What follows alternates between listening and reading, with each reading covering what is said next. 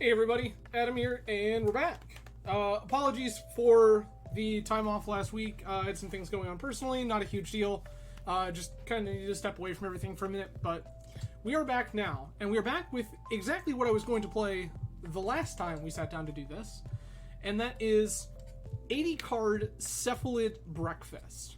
So, if you are not a long-time Legacy aficionado, I will explain what Cephalid Breakfast is.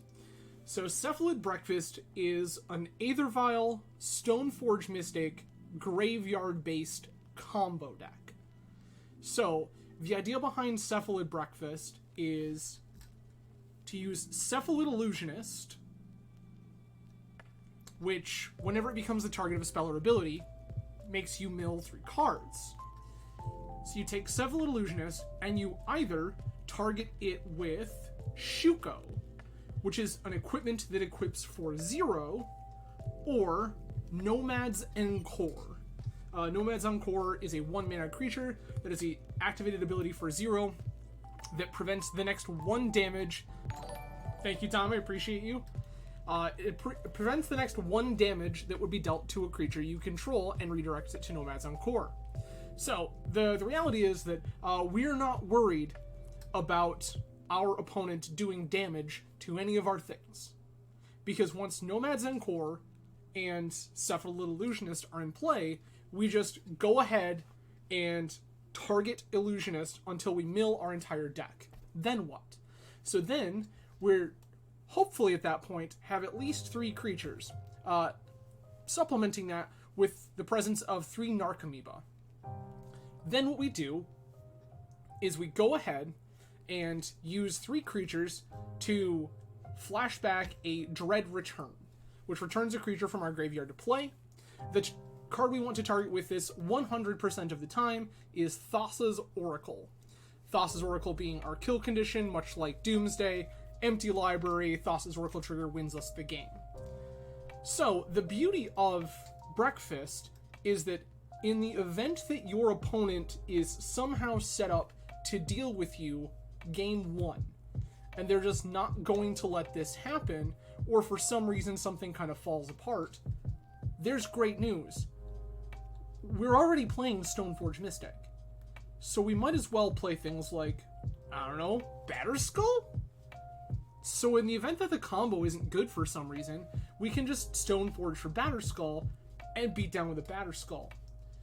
So, as this deck kind of evolved over time, eventually it started to pick up other pieces that kind of click with both halves of the deck, the biggest of which being Recruiter of the Guard. So Recruiter of the Guard is able to find Cephalid Illusionist, Nomad's Encore, Stoneforge Mystic, and Thassa's Oracle. So, it lets us go ahead and find any piece we might be missing for our combo. If we're not on the combo plan, it lets us find Stoneforge to go find Batterskull. We can find cards like Solitude. I'm sorry, we can't find Oracle. We can find Solitude, which will serve as a removal spell. We can find Palace Jailer to be not only a removal spell, but card advantage. We can find Skyclave Apparition, more removal.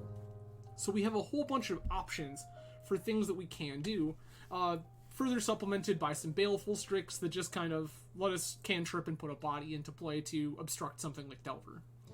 Then we get our usual blue soup, Ponder, Brainstorm, Force of Will, supplemented here by a single Cabal Therapy. This is something we can use to, 1, check to see if the coast is clear, and 2, if we mill our whole deck and something like the Oracle is stuck in our hand, then we can just Cabal Therapy ourselves, go ahead, put it in the bin, and then reanimate it, as long as we have the extra body laying around. Also, Unearth is a pickup in the 80 card version that lets us bring back our Thassa's Oracle. So it is just another way to get that. In the event that Unearth is ever somehow a dead card, even though it reanimates most of our deck, we can just go ahead and cycle it to trade it for a new card. Finally, some Swords to Plowshares, a pretty standard Esper-looking mana base, 1 Otawara, which is going to allow us to bounce things like, I don't know, an Emrakul or something that we might not otherwise be able to answer. So just kind of gives us some clean answers to a bunch of different stuff. So we have a couple of different avenues of gameplay to pursue here. In the sideboard, some Thoughtseizes and Flusterstorms for the combo decks. Serenity is an answer to permanent-based graveyard hate. Things like Grafdigger's Cage, Rest in Peace, Leyline of the Void. If we know we need to be on a combo plan, but we know we need to beat their hate, we can board in cards like Serenity. Plague Engineer to mop up stuff like Elves or Goblins. Soul Herder, if we're off the combo plan and we're on the value plan, like against a control deck, we can just go ahead and slam a Soul Herder into play, start flickering all our stuff for value. Some Mystical Disputes as ways to win counterfights. Prismatic Endings is just some clean answers to stuff. Lavinia as a way to beat decks like Dredge that don't want to cast their spells using real mana. Or furthermore, to beat up on decks that try to cheat on mana with Soul Lands or Ritual or stuff like that. And then finally, the Yorion that ties it all together, just provides us some flicker value in some late game, and if you flop this into play against Delver, they're usually going to have a bad time. So, without any further ado, that is Cephalid Breakfast, but breakfast is served. Let's get on it. I do appreciate everyone joining tonight. There are plenty of ways you could choose to spend your Wednesday. I'm grateful that you've chosen to spend it with me. Again, I do apologize for being out last week. Just some personal stuff I needed to deal with. Again, not a huge deal. Nobody's dying. My life isn't in danger. Nothing crazy going on. I just really needed to take a minute to sort myself out. So, we're all good. But this week, you may have noticed that we are moved back a day. So my beautiful wife is taking a weekend away in Chicago and had some things that she needed to do this week before that she left, which meant there were a couple of days that she needed to be up early. I wasn't going to keep her up late doing this while she needed to be up early, so we moved the stream schedule back a little bit. So we will be back to normal Tuesday, Thursday next week, but this week enjoy Wednesday, Friday schedule instead, with today being Legacy and Friday being some Borderlands. I will show you this noodle. This is unkeepable.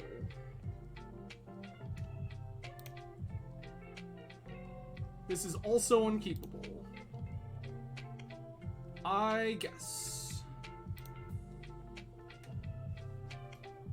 Alright.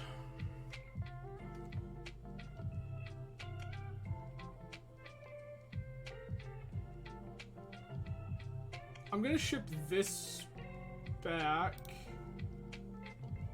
And I guess we ship Scrublands?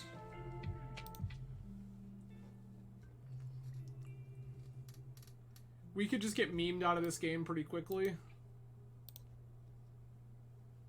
Okay, okay, okay.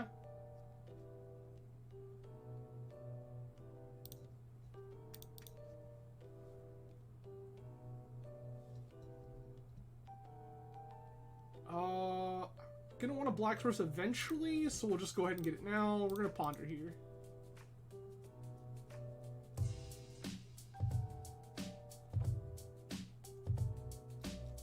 This Marsh Flats is probably really worrying our opponent. Okay. Force of Will pitches Preordained. This might be a combo mirror. In fact, I'm fairly certain this is likely a combo mirror.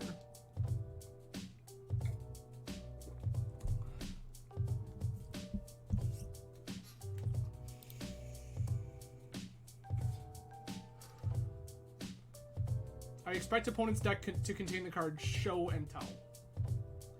Ponder resolves.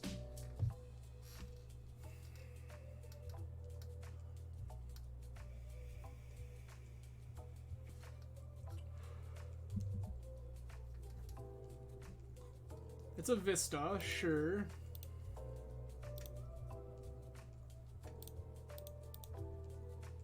I will play this Brainstorm.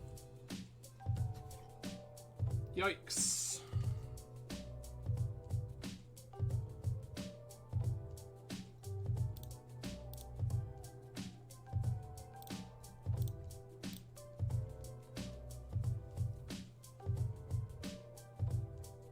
Just gonna run this Nomads out there.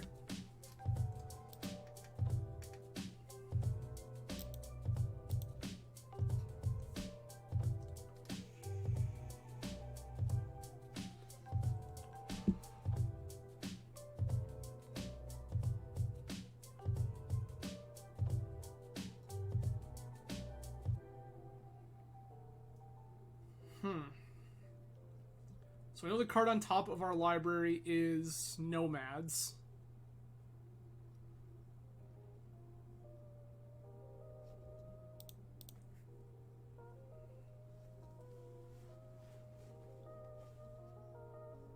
Okay. Oh, opponent might just be a mentor deck. That resolves.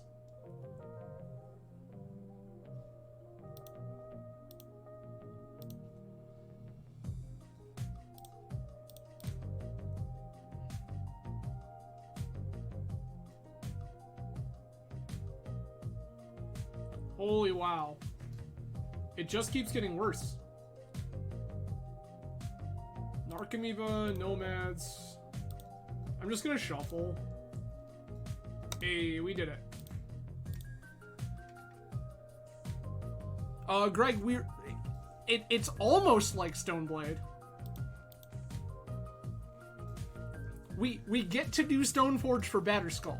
We also get to do Stoneforge for Shuko. So Greg, should you ever be curious, !deck like this in the chat. We'll bring up the deck list that we are currently playing in the event that you ever get a little behind on the party.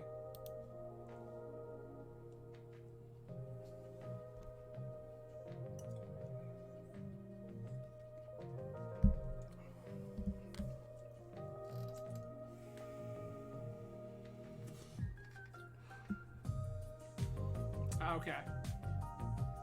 This is some sort of Days Undoing Your Mentor deck. Sure thing.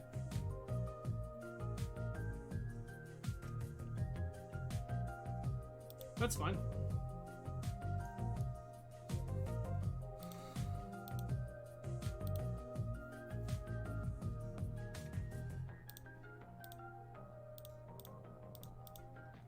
I will cast this Recruiter of the Guard.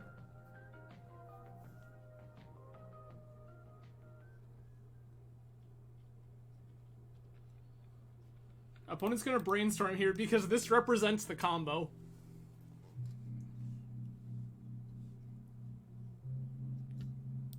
They know we have the Nomads. Alright, we're gonna yield.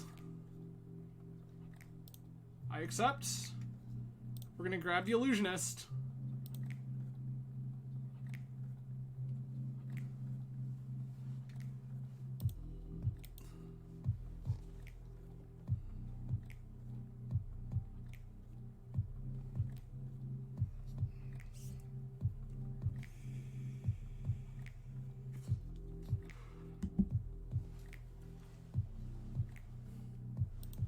Teferi ticks up, sure.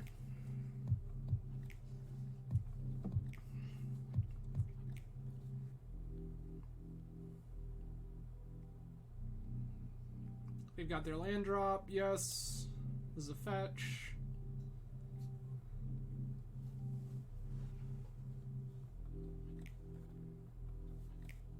Ponder, sure.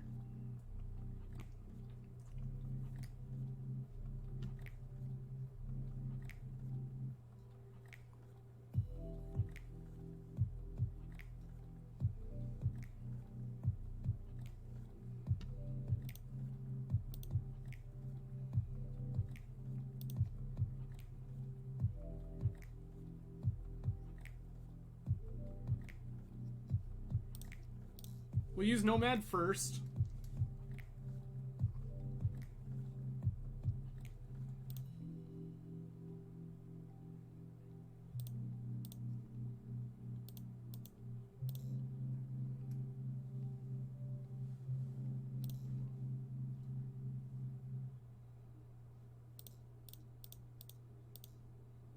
This is our Illusionist. Got it.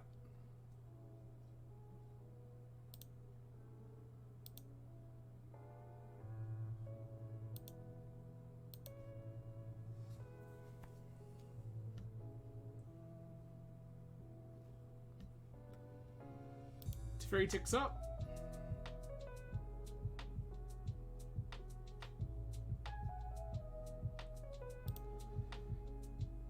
If this Illusionist sticks around, we probably just win. new Teferi. Sure, sure, sure. Not as likely to just win. Still possible, just not as likely. We milled a jailer, we milled 2 lands. This is all fine. Land still wins here. Yep, cool. We just need a land drop. Well, that ain't it, but...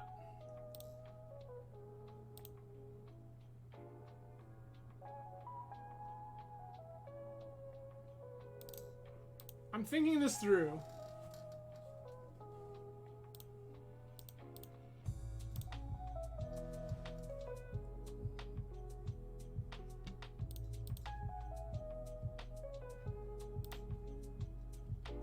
I'm just gonna grab the Shuko.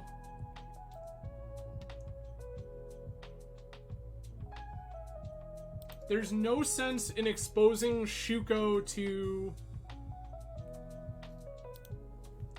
It's pretty hot, Greg.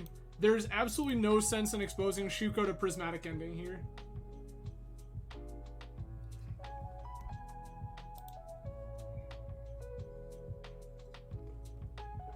Okay.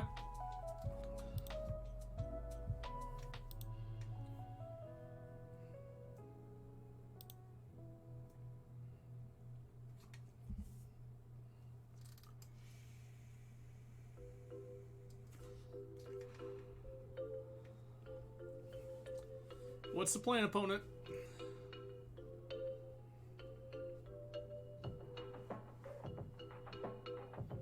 The likelihood that Mentor kills us here is so unreasonably low. I don't think opponent has enough card density right now for that to actually happen.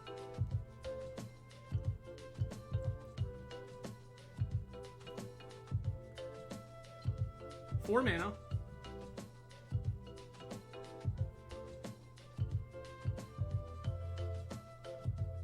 Jace. Resolves.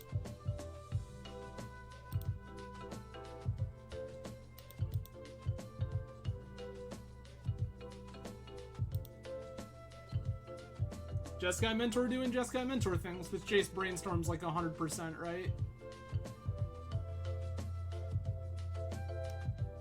What a wild thing to do!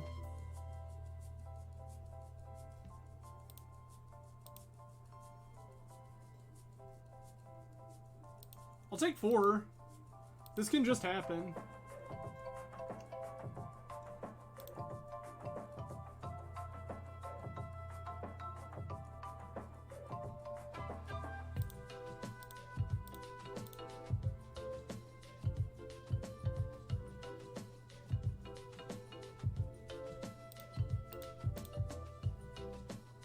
Is it Swords to Plowshares?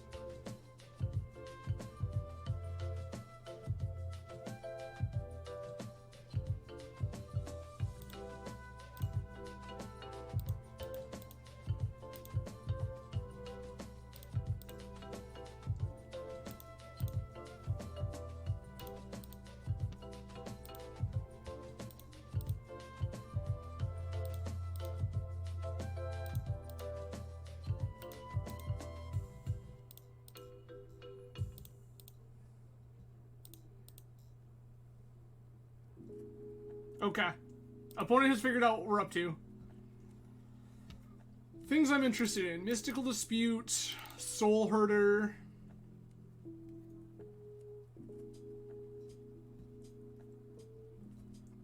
I like Unearth less.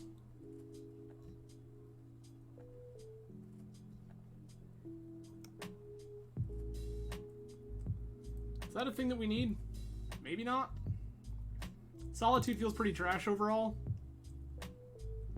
Ending actually seems totally fine. I'll shave the Swords to Plowshares. I will get the second Cabal Therapy in, because that actually seems pretty valuable. Shave another Plow.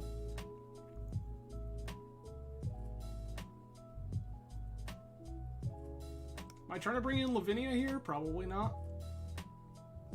This shuts off Force of Will, which is actually relevant text.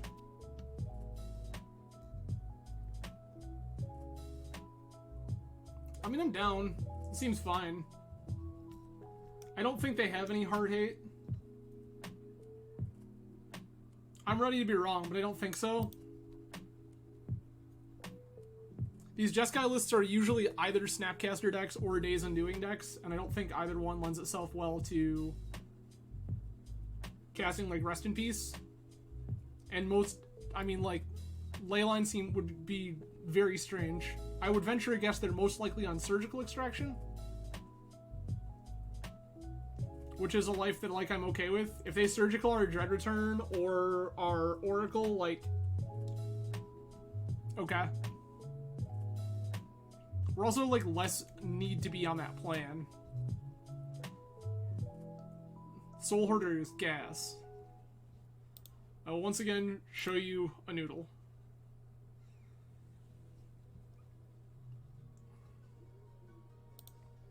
I'm gonna keep this. This is unusual, but I'm kind of into it.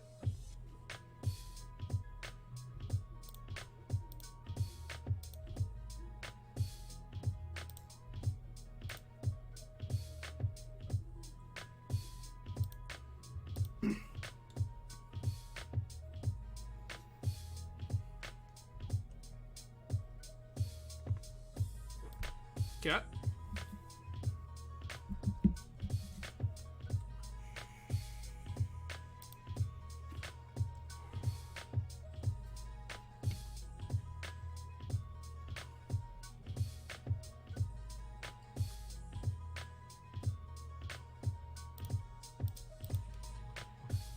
I was wrong.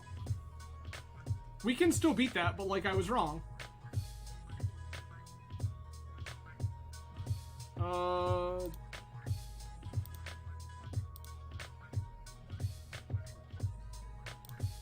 Nomads on top, sure.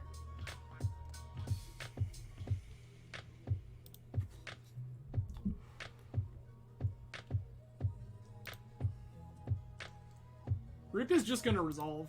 I think that's fine.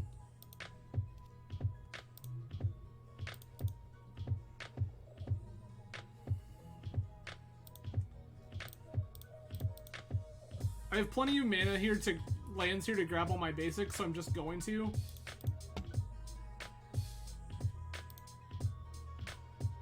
I'll grab Batterskull.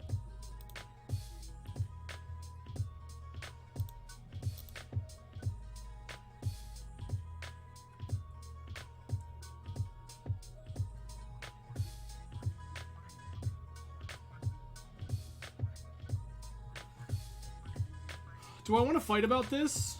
Probably.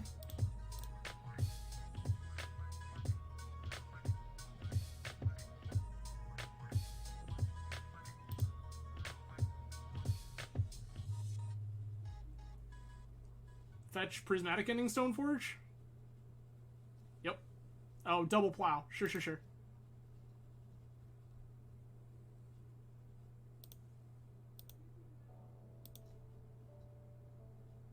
Alright. Misty, Nomads, go. I will just beat down with his Nomads. I'm, like, not remotely scared of that. I don't think opponent's deck is very, like, ready to handle just, like, mediocre creature beats.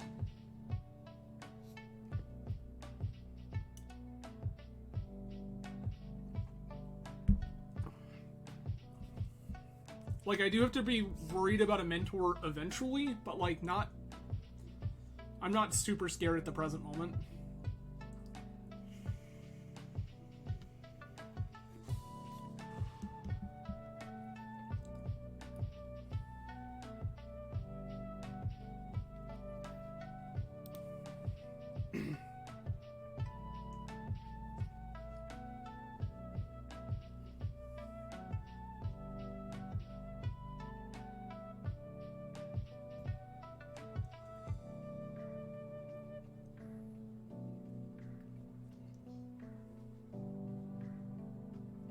Blue.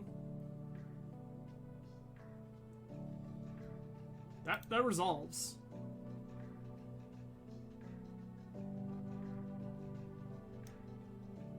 The old ways are returning, friends.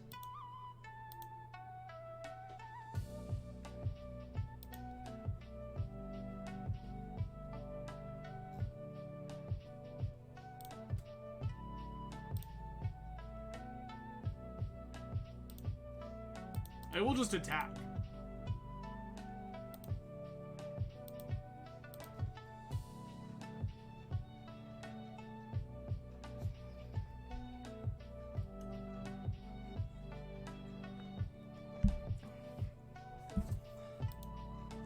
Ooh, opponent missed a land drop and everything.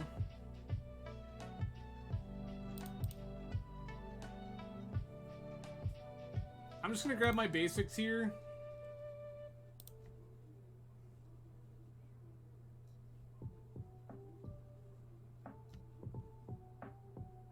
That's better than what I'd originally planned on doing, so I think I'm just gonna do that.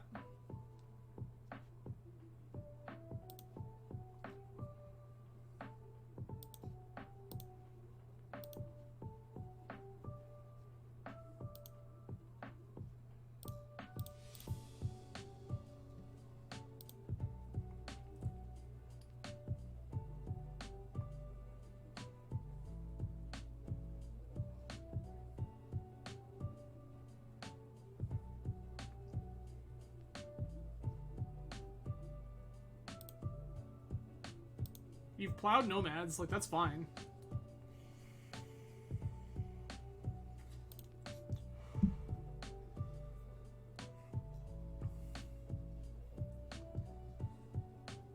This is actually probably decent because I think that with the right opponent is probably on expressive iteration.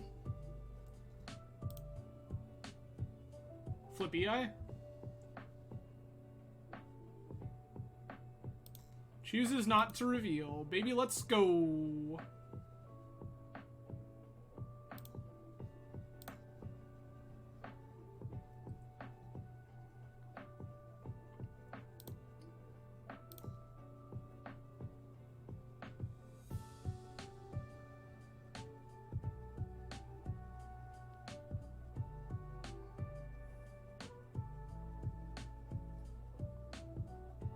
Prismatic ending on Stoneforge? Ending on Stoneforge, sure enough.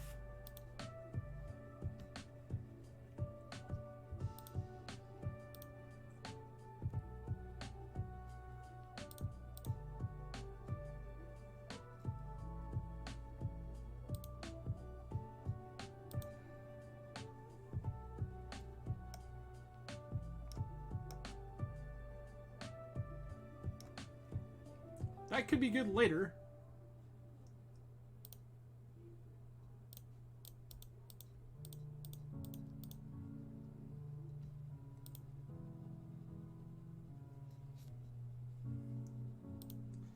Flips Volk. Sure, sure, sure. Gonna yield to a living weapon trigger.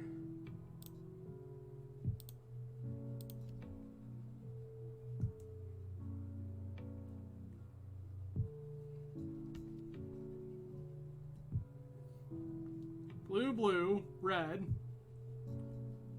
Narset resolves. Not a thing we particularly care about at the present moment. Probably a thing we're priced into killing, but not a thing that I'm, like, particularly upset about.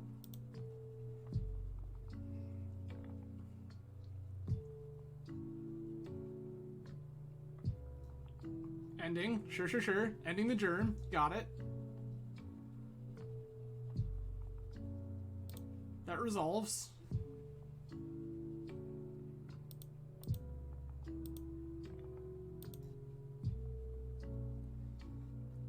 Okay.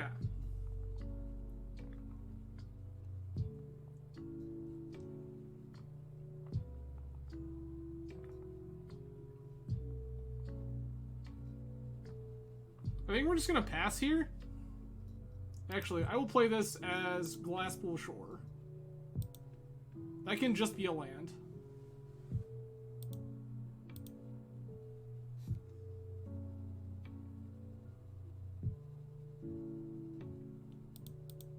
Narset's good. Like, unfortunate, but fine. Happening whether I like it or not. Here's Teferi.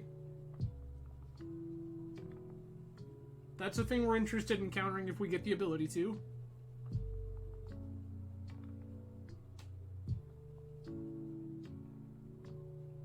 That has to tap for white. Yep.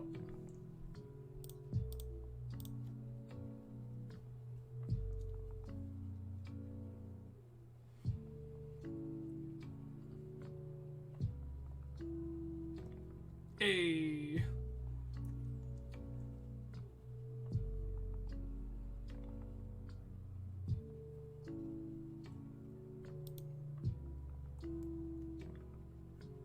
All right, you got it.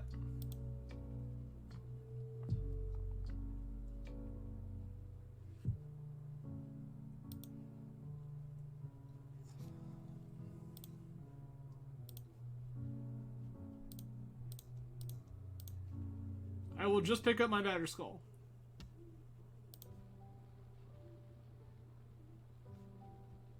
That'll be good eventually.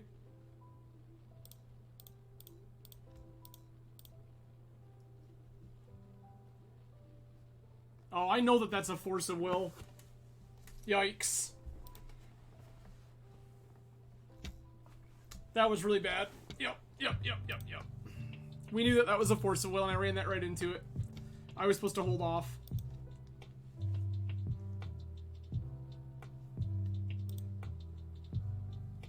Alright, we've got one prismatic ending we can draw to.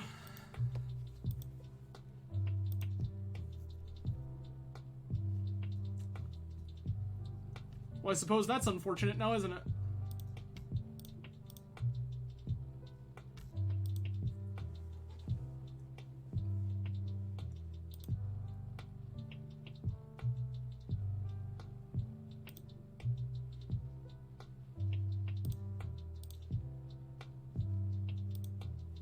I'll play out my Shuko.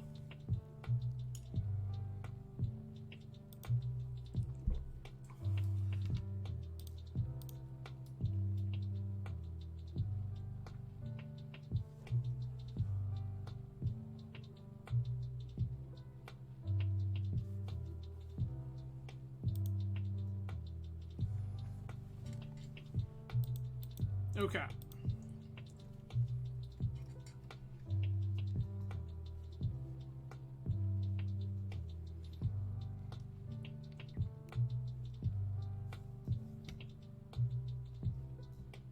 That's fine.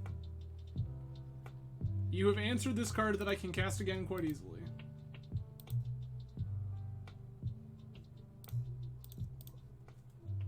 I will cast one.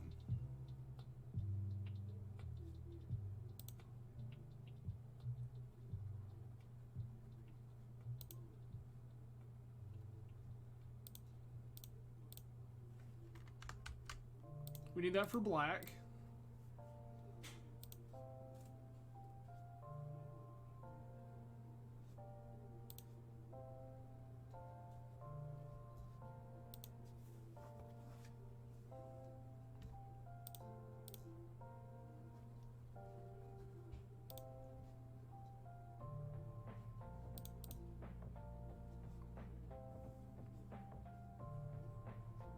Another Underground Sea? Probably another Underground Sea. Put Yorion in hand, say go.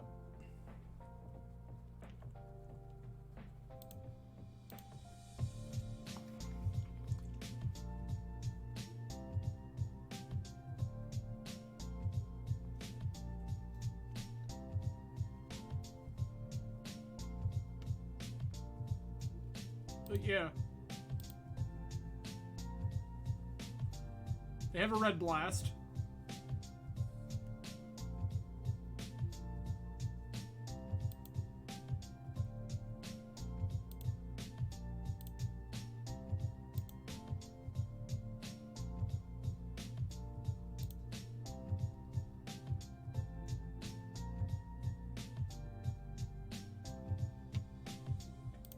Resolves.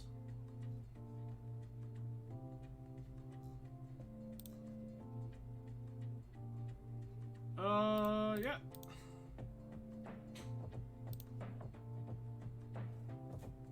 Jam this recruiter.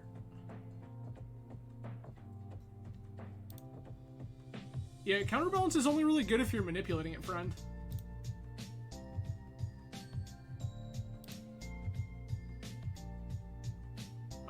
actually think I want Skyclave Apparition?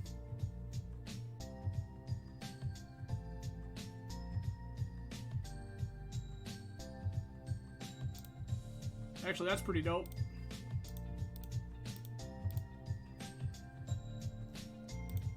Little Soul Herder here.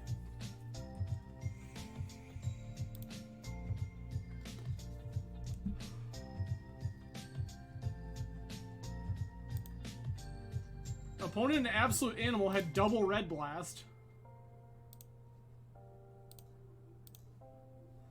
I will equip.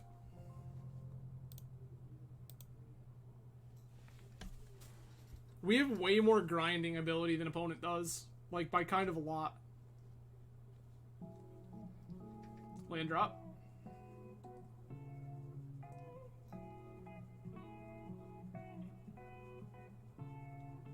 Is this where we kill Narset?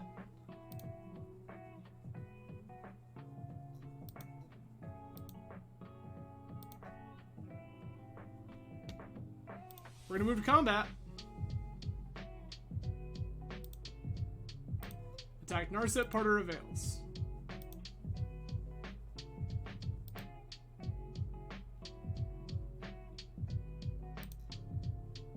Blue, blue, blue.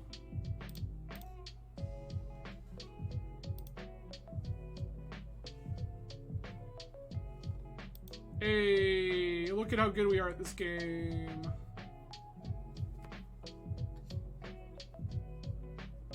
They have the force of will. Deal. I'm gonna ponder. It's Flooded Strand, oh, it's Prismatic Ending. Oh, wait. That's actually hilarious.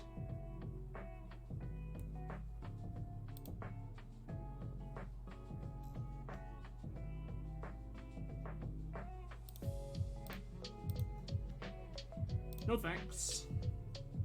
Opponent just next leveled themselves. This is hilarious. I forgot that they revealed Prismatic Ending, thinking it was Prismatic Vista. And instead, they just fetched. Sure.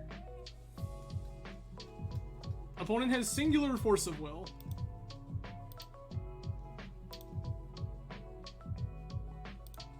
I'm gonna brainstorm here.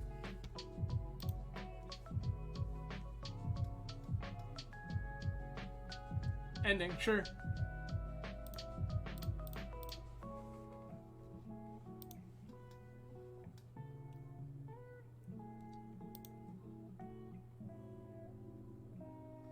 Five mana force of will.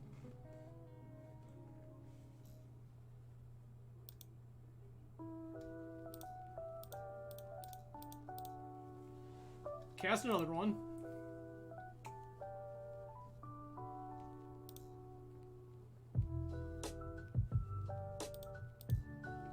I will yield. I will use Recruiter's ability. I will grab my Skyclave Apparition.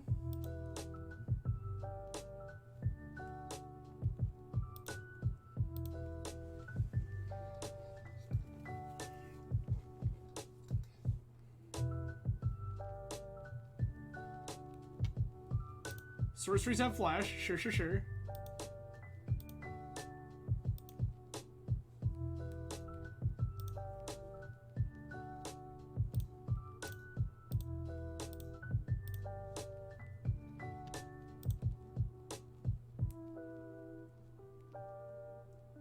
Rude!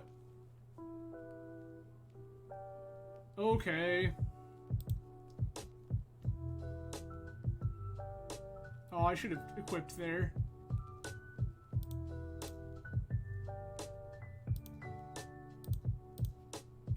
We're gonna attack Teferi. We punted this turn. That Shuko should have been equipped.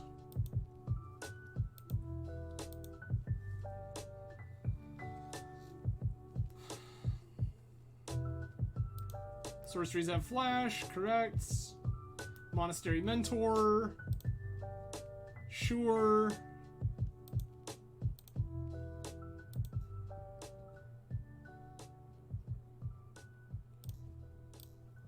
I'm gonna bait with Aether Vial.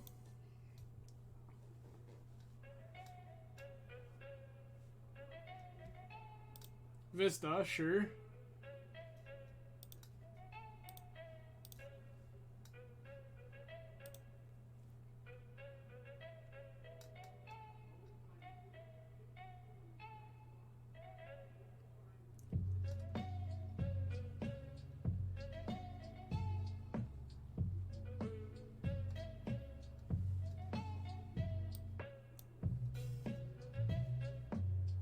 Which of these things is scarier? Targeting Vial. It resolves.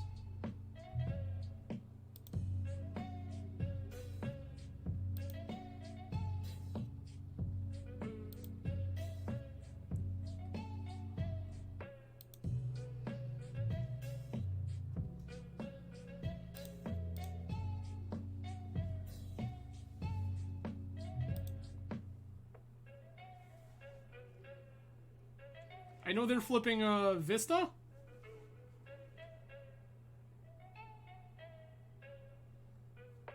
Pretty sure they have Vista.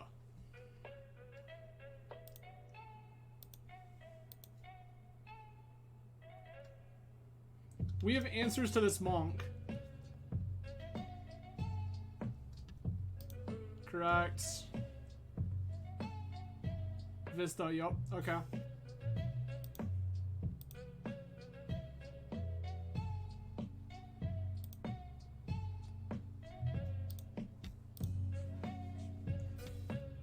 Okay.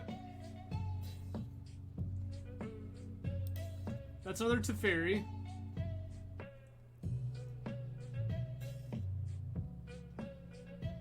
Okay.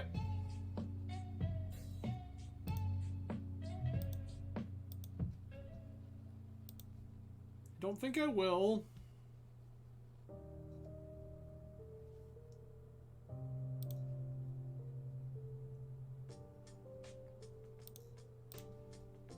I'll use this to attack Teferi.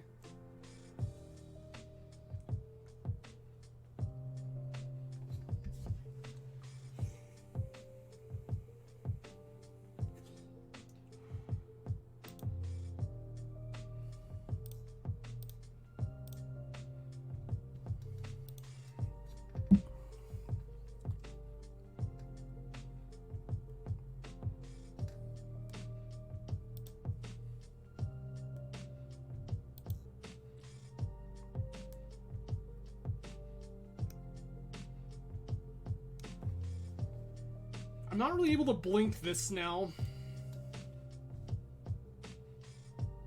Off the Battered Skull plan, I can probably just beat opponent to death.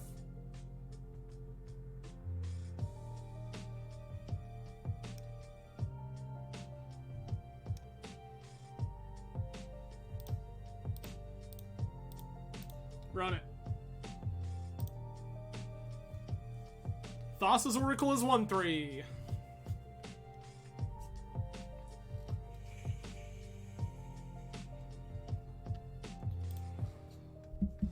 Ooh, opponent cleared a Ponder. Or opponent cleared a Teferi off the top. That's good news for us. And put themselves into a land. Oracle trigger. Put a card on top of your library. I don't think I will.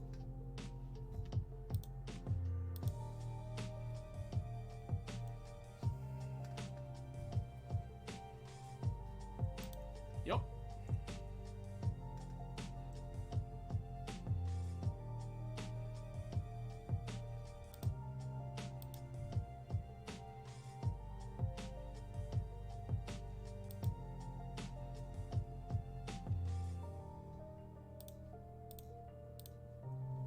That will see where we're at.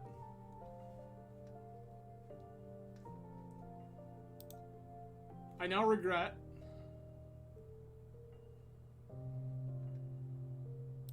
This is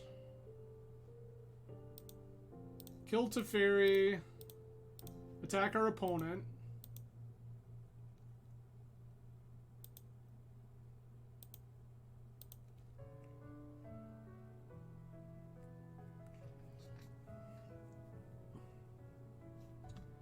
resolves.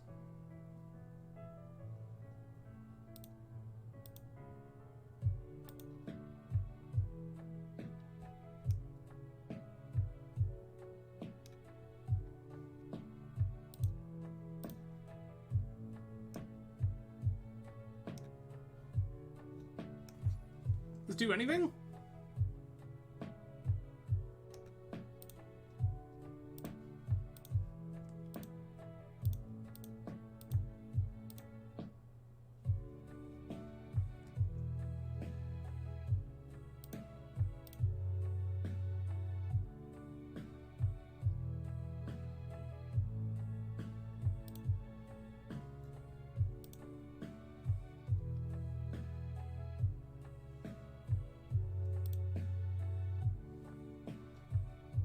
This actually works.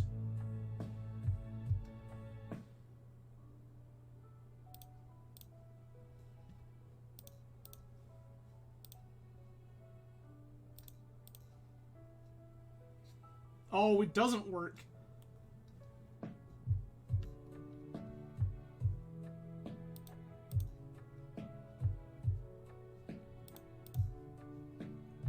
Return a Narcomoeba.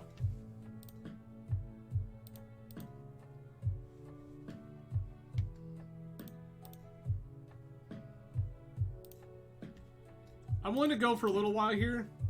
If I can hit the Dread return, I feel like we're in good shape.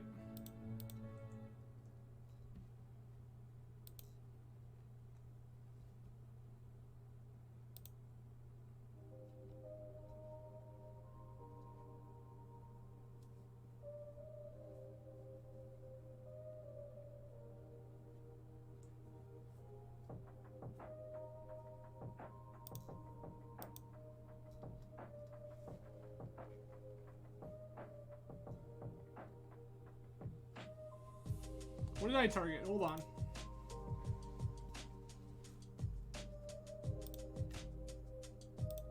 Palace Jailer. Sacrifice Illusionist, Narcomoeba. Recruiter, I guess?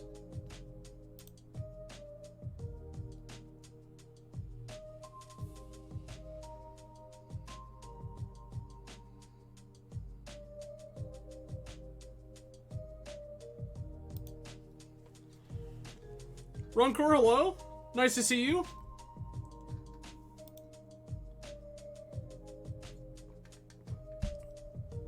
The number of 4s in your deck has to be so low, friend.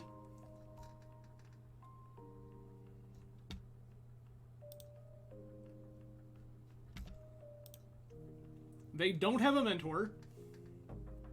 I am the prettiest princess.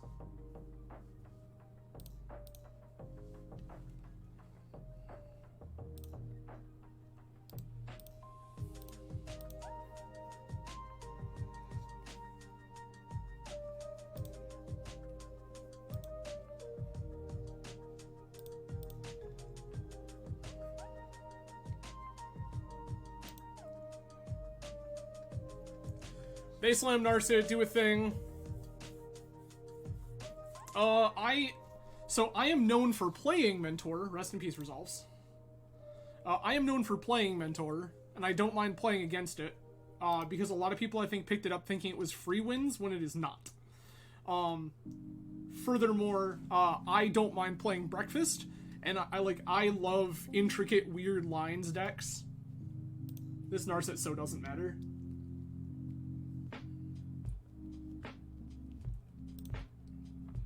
Like, we're 100% to kill this Narset. And then we just ponder and start doing more garbage. There's a Teferi. Like, that one's okay.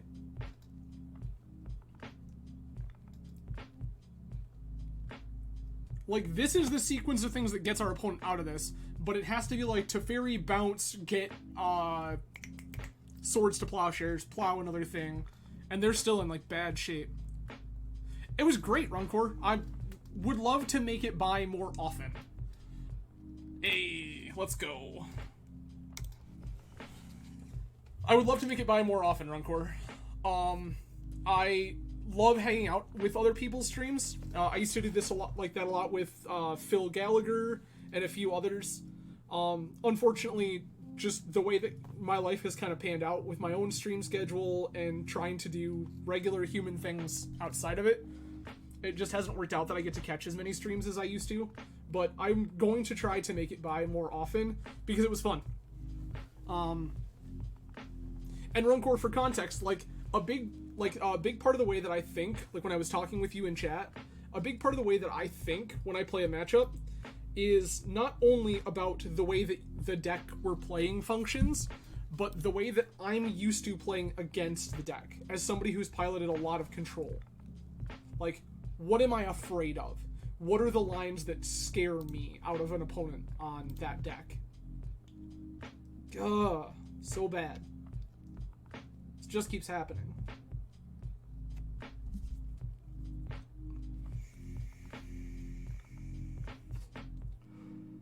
So far, this is my one complaint.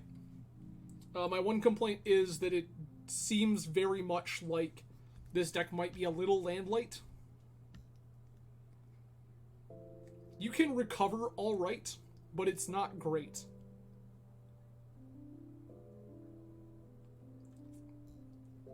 And it's sad because this hand is very close to a turn 2 kill.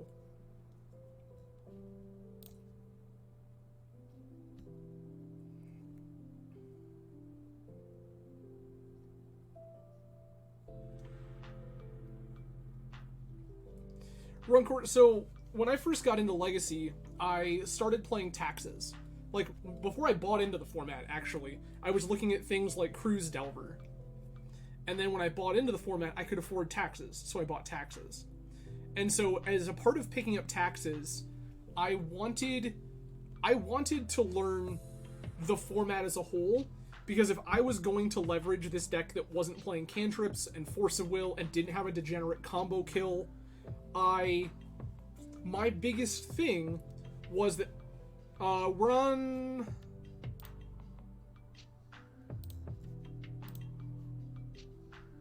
28, including if we include this dual face card.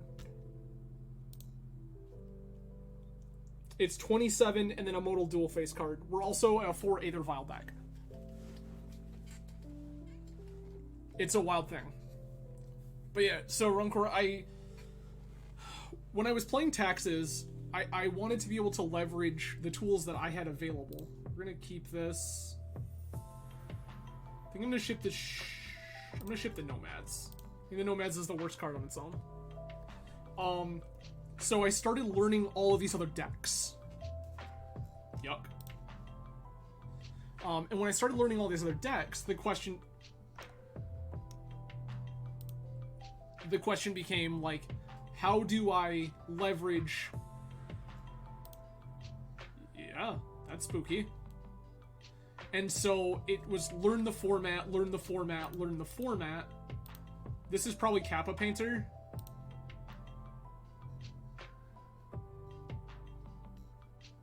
This just does the thing, right? I'm not crazy? Non-land. Okay.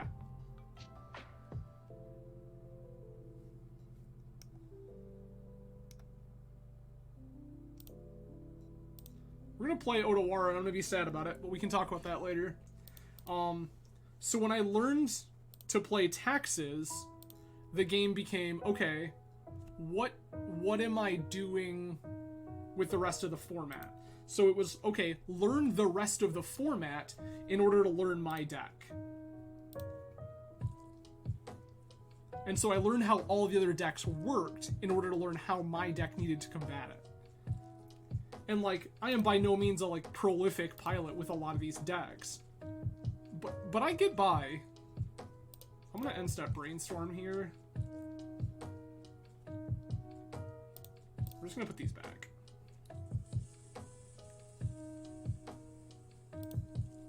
Forest is also strange.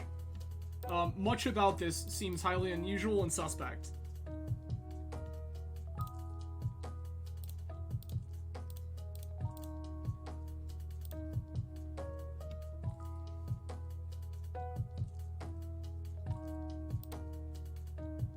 Yeah, that's fine.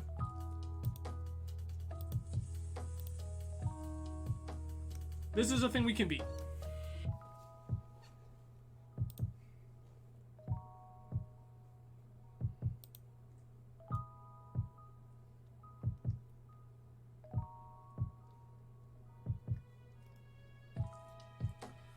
game plan will be to pitch this Ponder to Force of Will if we need to, because I think that the Baleful Strix blocking constructs is going to be a decent part of this game.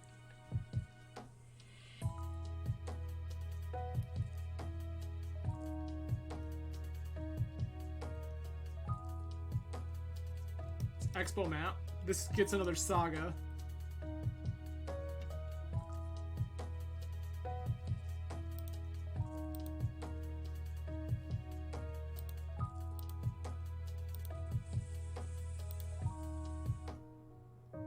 Okay.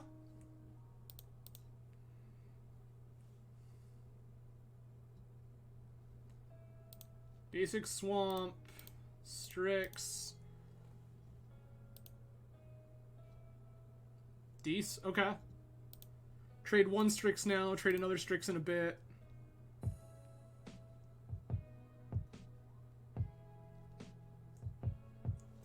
This list looks very unusual.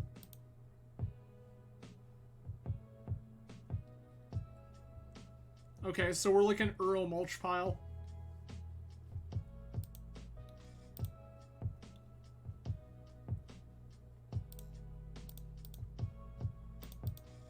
This card has Death Touch.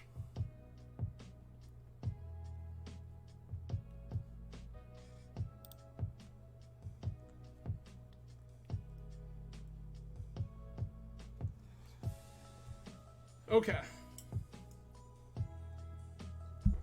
This is a Serenity matchup for sure.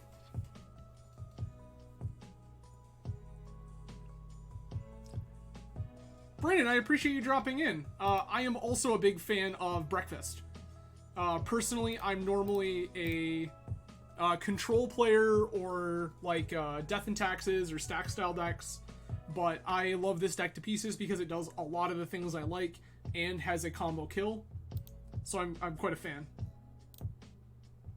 Alright, we're gonna put this here and then think about our life choices, I guess.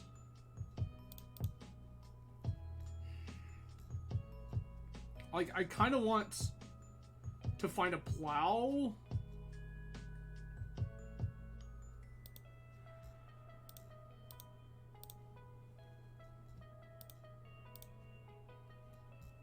That's not a plow, but I'll take it.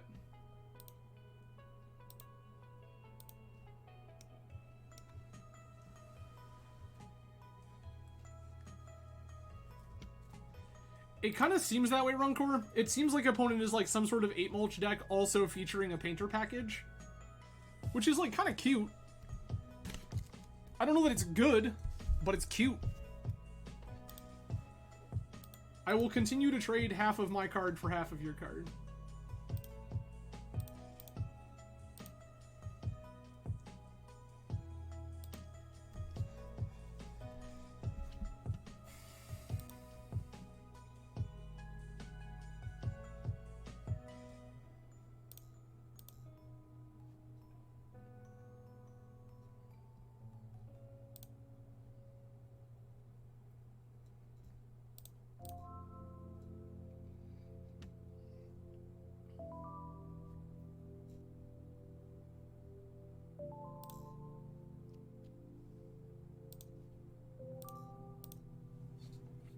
I'm going to start putting on a little bit of pressure. If opponent wants to trade this Saga construct with my Nomads in core, like, I'm down.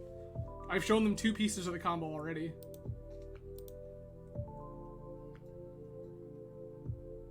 In fact, while we're at it,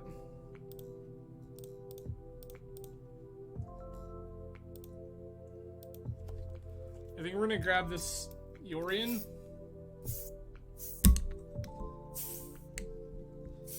So I think this Yorion is going to do, like, worlds of good here in, like, half a second.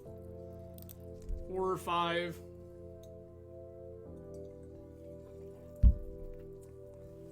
We're casting Yorion. My game plan is 100% to just put this into play. I want to pitch this other Force of Will. I have a sneaking suspicion Force of Will as a Magic card is going to be mostly bad in this matchup. At least in game 1.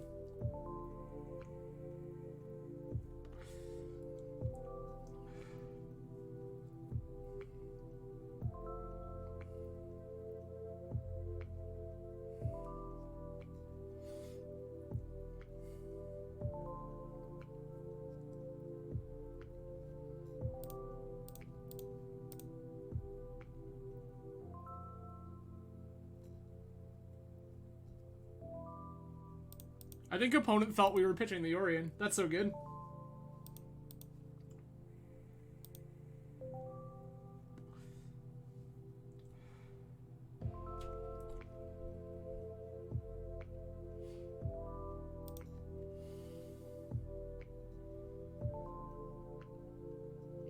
Okay.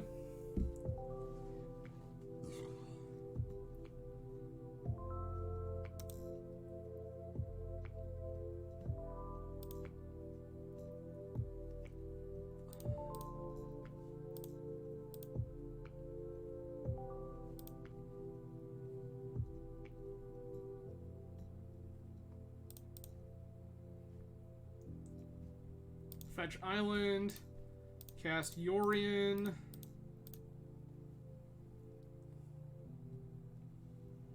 Yorion will blink Nomads in the event that we care.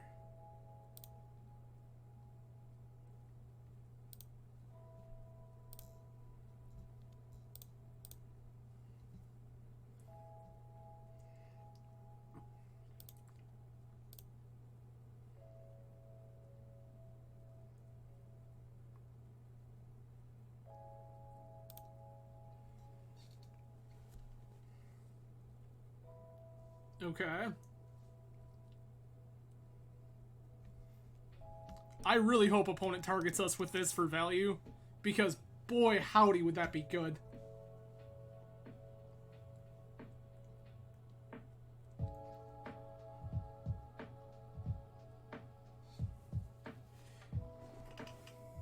Brandon, I'm the same way, and that's what I love about Breakfast, is that it gives you two plans that don't seem at all like they should work together. Okay, they're milling themselves. It gives you two plans that don't seem at all like they should work together, but just work very well together.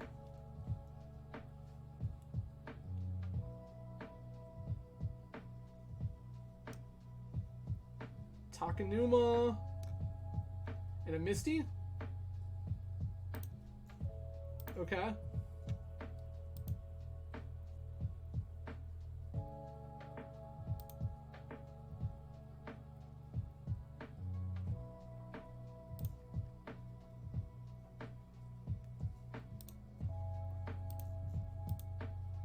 The 3-turn Yorion clock. Let's go.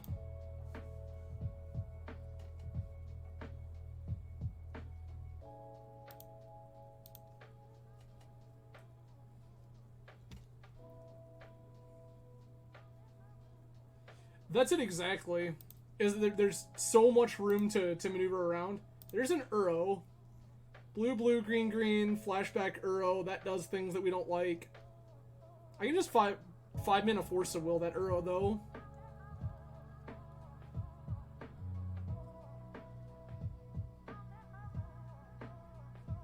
Yeah, I actually saw that list from forever ago. It's another grindstone that I don't care about.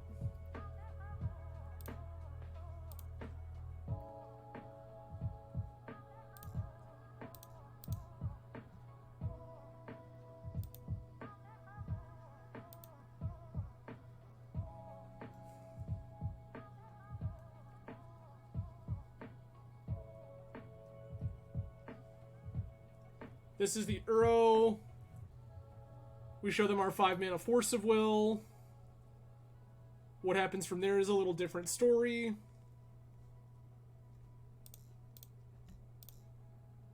Blue, 1, 2, 3.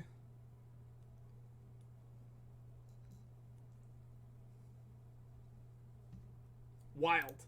Okay.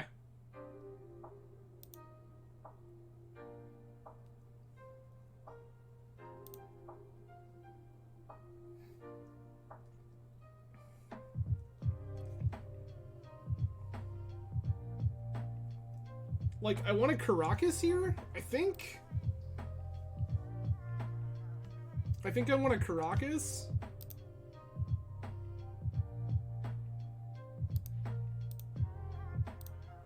Not a Caracas. We have died. Moving on. Cards I'm interested in include Serenity, Prismatic Ending,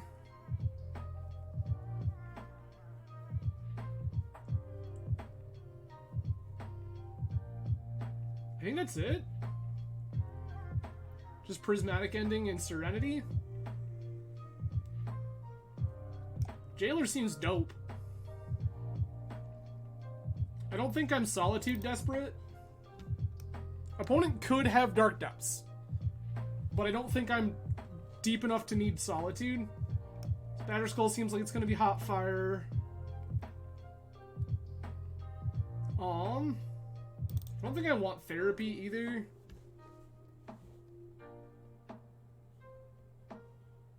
I don't think I want Therapy. What else am I not particularly interested in? Maybe it's Force of Will?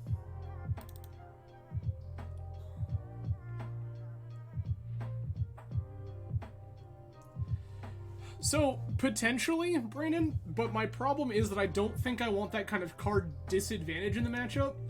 I think that I want to maintain card quality, and quantity. So I think that it's better for me to cut Force of Wills, cut some of my pitch cards. Because I don't think that we're particularly a matchup, I have 3 endings, 4 Swords to Plowshares, a Skyclave Apparition, a Palace Jailer, and a combo kill. So I think that I can just, leave this be, and then Serenity can mop up most of their garbage. So, I'm willing to be wrong. But I think that maintaining the density of cards is going to be big.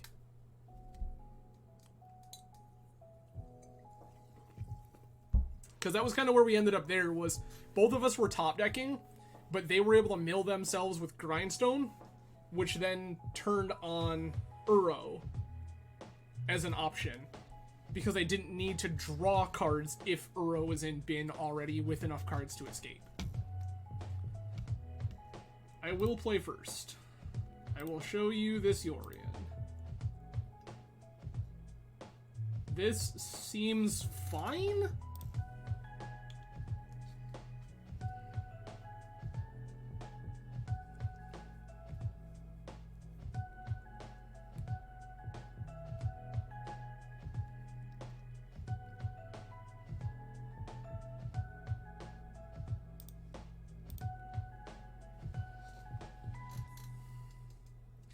I'm going to play this as a control matchup. And I'm just going to try to grind them.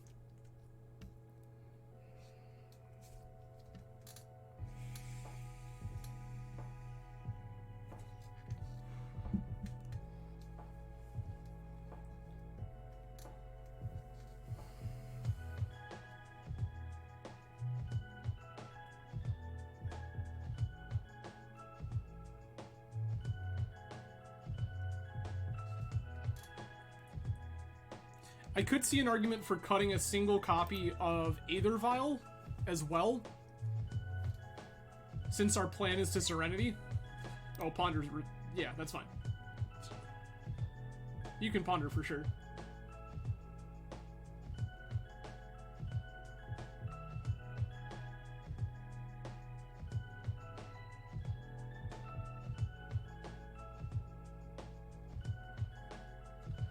I think right now my plan is to end step Brainstorm, so we can try to clean this mess up a little bit. And then untap, fetch, clear it away, have access to ending and whatever else if we need it. If they find a diamond or something here. I would probably just end a diamond, to be honest.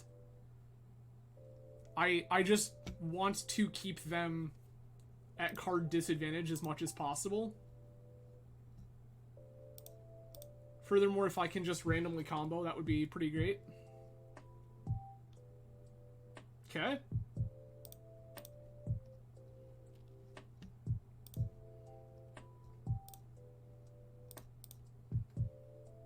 I like this. This looks pretty great.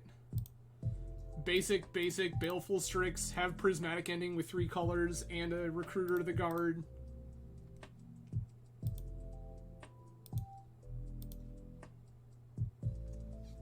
This feels very good.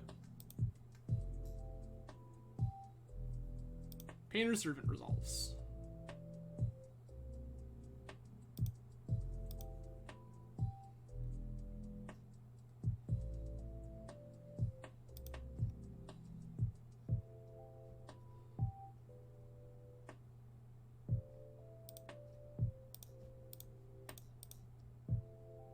Plop.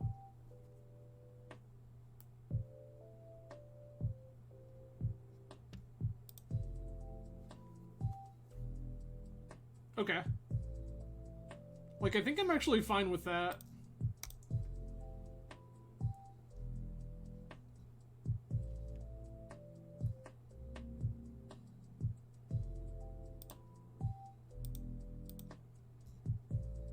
I will not shuffle. I will cast this Aether Vial. I'll even attack for one.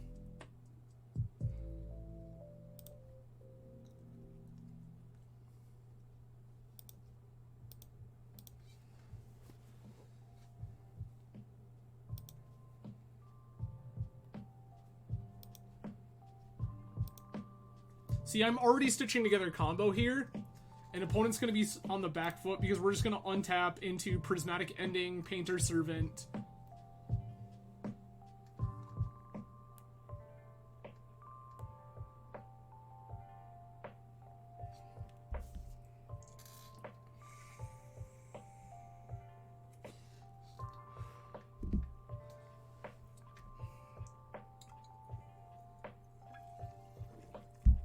Sure. That's an Emery. You got it.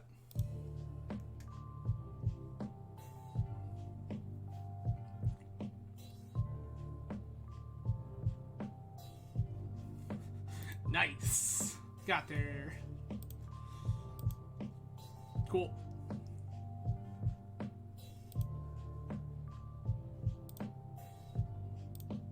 Always yield. Yes.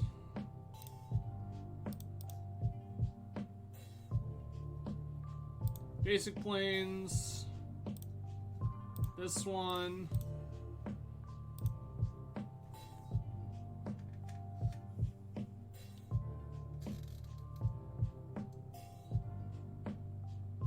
Uh-oh.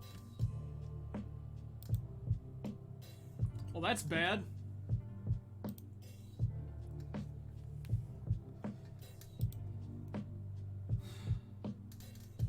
So, opponent has access to Mox Diamonds.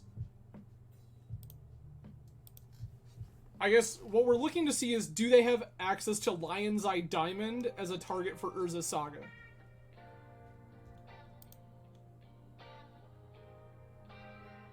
They need some sort of mana source.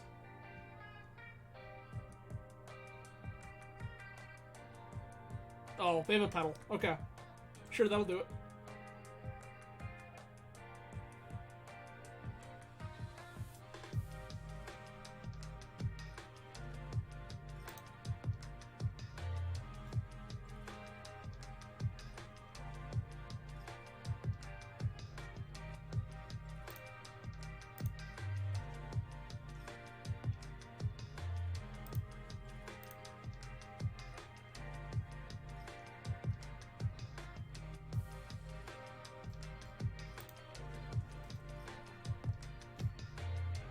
Why is Dread Return a sorcery?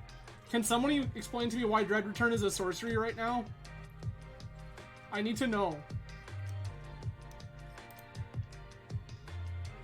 Sure.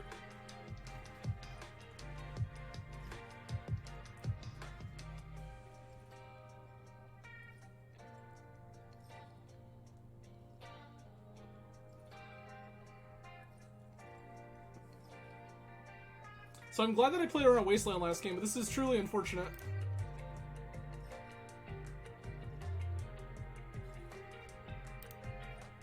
We've cast a Lotus Petal.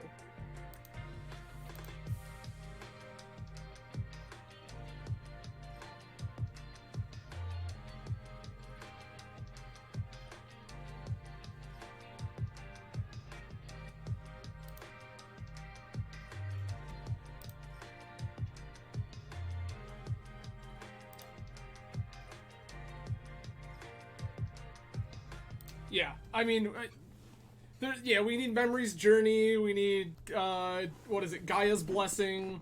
Like, any of those cards there would have been hot fire. If we were already holding the Oracle... Actually, that's an interesting line there. Instead of instead of getting the... That's wild. We could just next level our opponent instead. What a crazy party. I'm actually going to keep this. So we could next level our opponent by getting Thassa's or cast, instead of casting Ending, putting in the Recruiter and going to get Oracle. That's a factory, sure. This is so good. Everybody, this is great. How do we lose?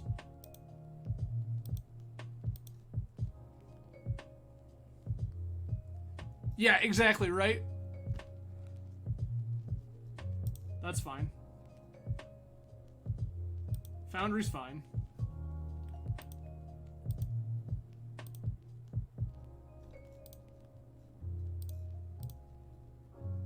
I will let this resolve.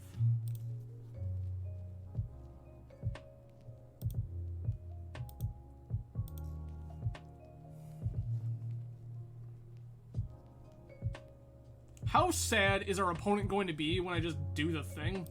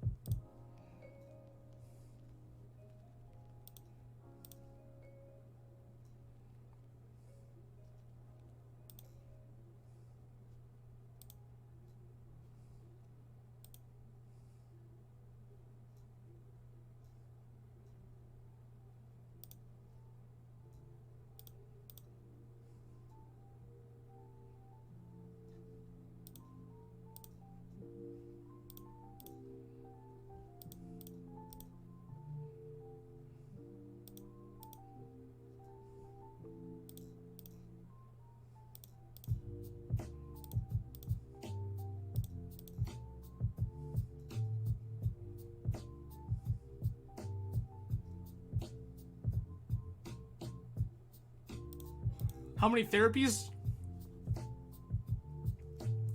We do. We have therapies for Dread Return. We have one main and another one side, as well as 2 Thoughtseize should we need.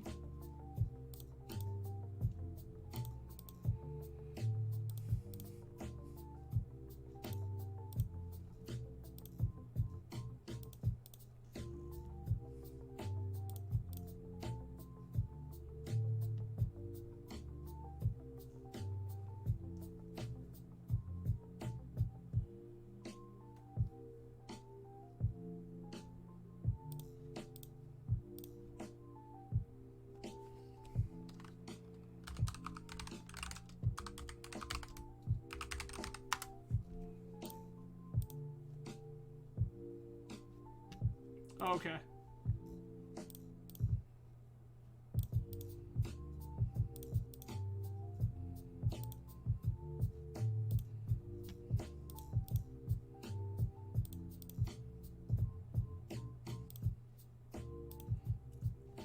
That's the last one of those.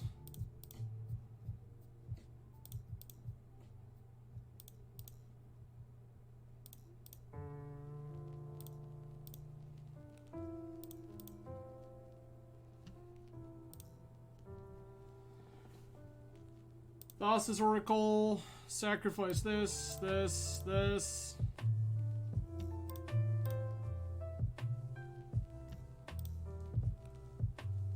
Alright. The question here is, do I want Thassa's, or do I want Surgical, or do I just want Force effects? This also feels like a deck that is probably playing Leyline of the Void, and as such I think I need to play Serenity.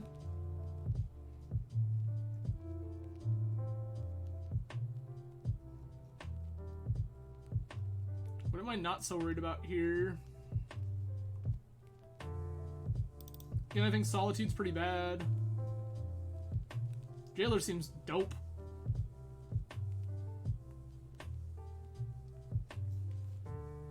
I don't hate it. I won't lie to you. The thing is that, Brandon, we can just kind of ignore Endurance anyway, because we can just shift to the Stoneforge plan. Honestly, my biggest gripe is this. I firmly believe that this should be Cauldron complete. I do not understand why this is not Cauldron complete. I just don't.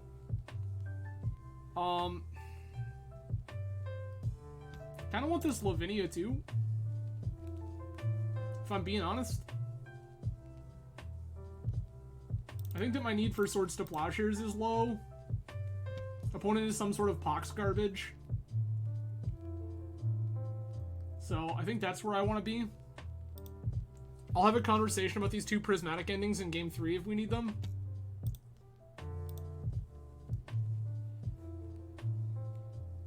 This seems fine. This is basic Island Ponder. Maybe, Connor. Like, obviously we need the Shuko. I could see it being... This is fine.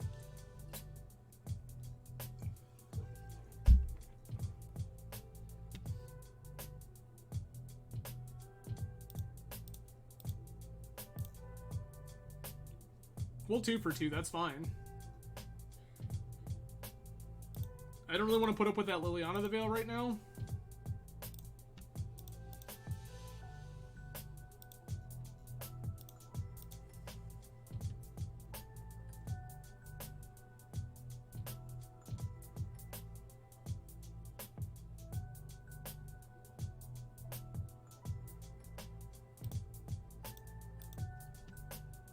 Oh, this is fine. I do want this plow for eventually. It's not now, but I want it eventually.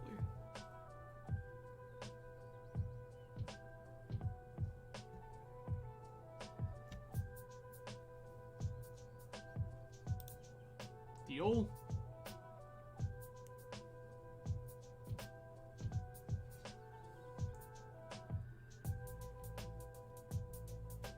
I'm putting Shuko in the bin. That seems quite easy.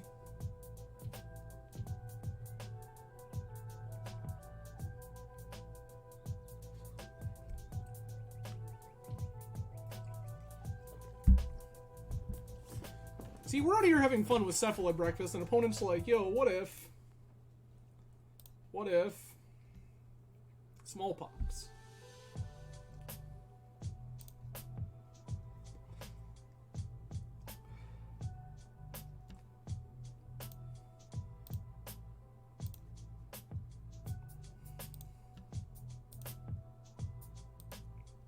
I mean, apparently, what if smallpox? You know, I would have thought, Brandon, but apparently not. Maybe they're bringing back smallpox to celebrate the arrival of monkeypox. You know, what is our demise? Oh, I'm so upset. I wanted that land. I think it's correct for it to be underground. I guess I'm going to take Tundra.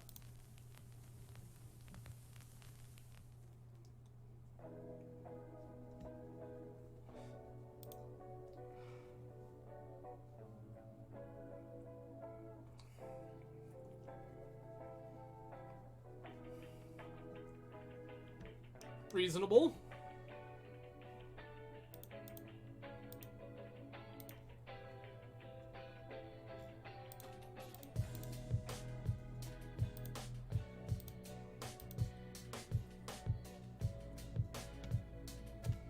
Correct. Like, what kind of monster? Yep.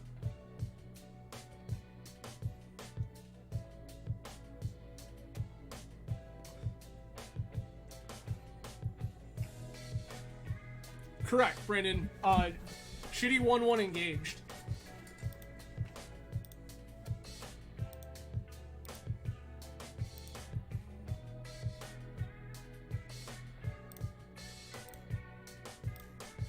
Second shitty 1-1 go.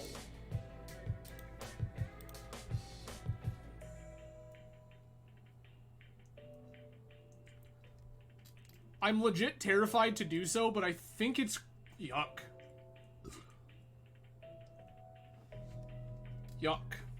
I think it's correct to discard Oracle.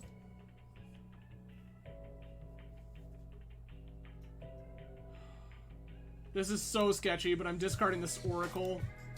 I may live to regret it.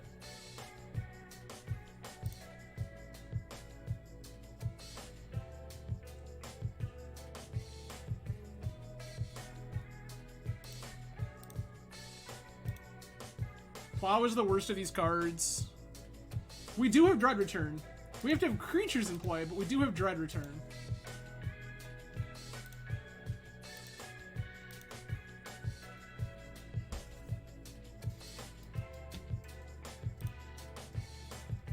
Cursed Scroll. Reasonable.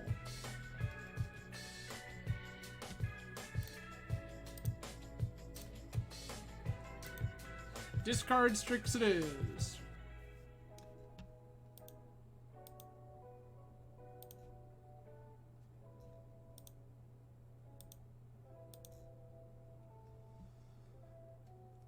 I don't know. Like, it's not good. Opponent doesn't currently have 3 mana to do anything with it.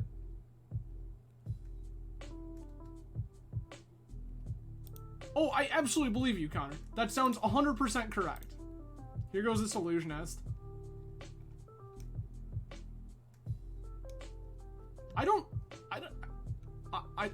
What?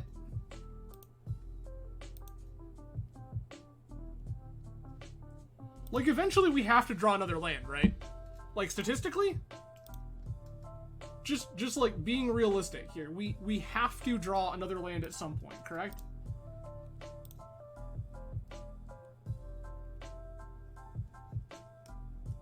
This Lily ult is, like, actively bad.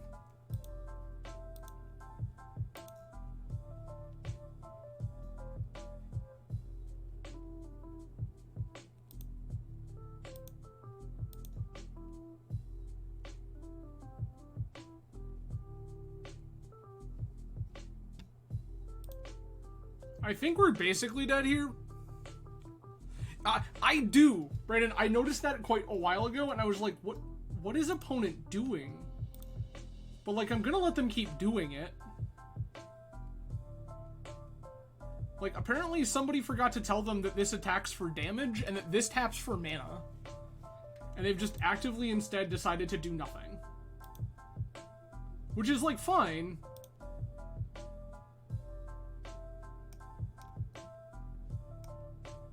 Where were you when Dark Ritual showed up?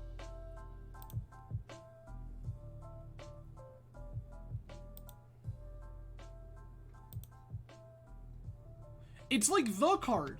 Like, this is your win condition. Yes.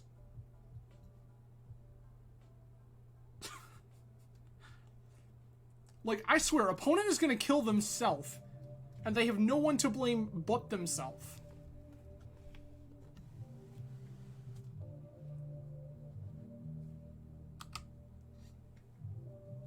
I don't understand. Lily plus, discard Lavinia, go.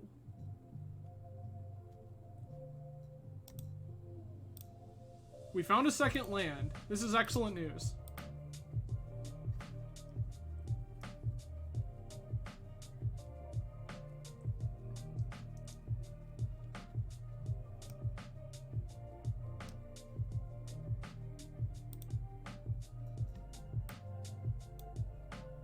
That player sacrifices all permanents in the pile of their choice. I will choose to sacrifice this glass. I just don't understand what's happening. Like, opponent has had so many chances to make good plays.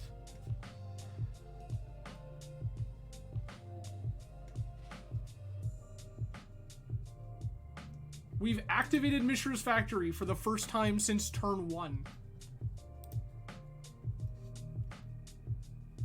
I accept. I will take 2 damage. Like, I don't know. Was opponent just, like, that scared of, like, Plow on Factory? Is that where we were? I just want to land.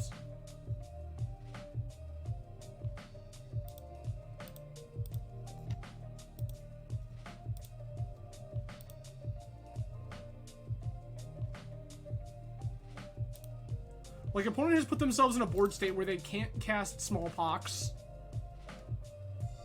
Like, all their black cards are off the table.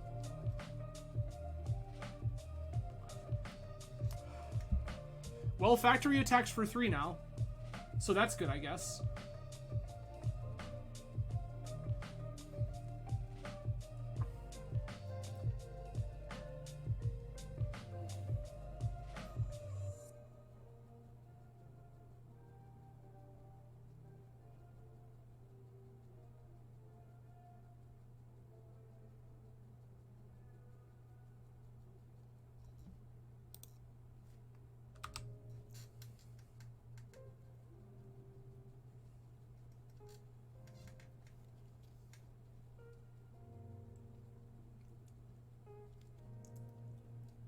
Brandon, don't question it.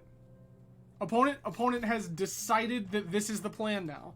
They finally realized that Mishra's factory attacks for damage. Don't take this from them. I'm gonna fire off this brainstorm.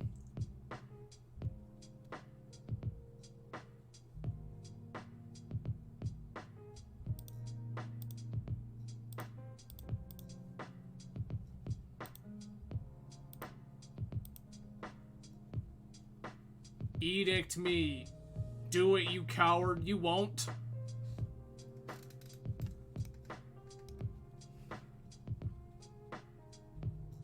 Please, for the love of all things holy, please use this Lily to edict my Nomads Encore. I'm begging you.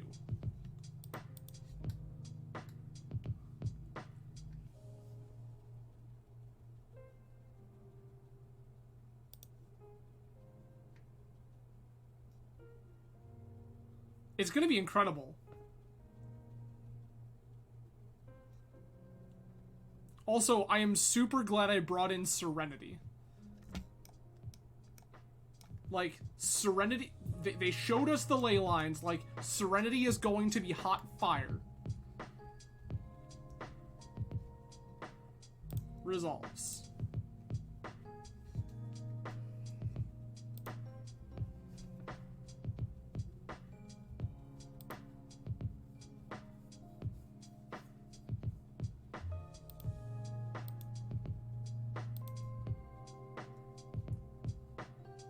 Play a land, say go.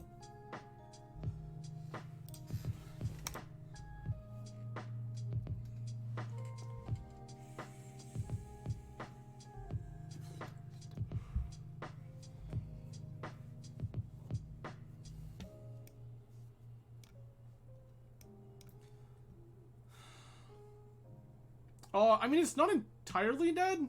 Okay.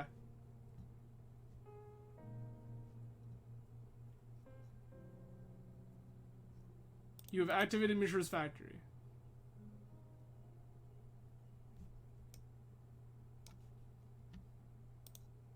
You've activated a second Mishra's factory.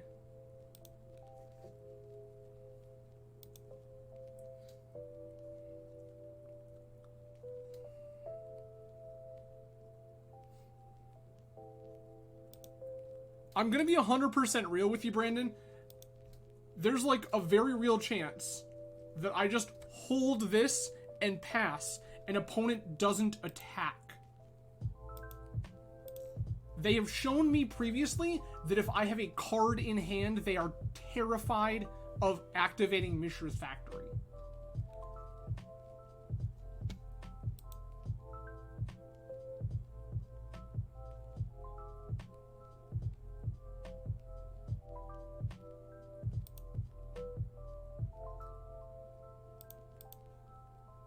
I don't understand.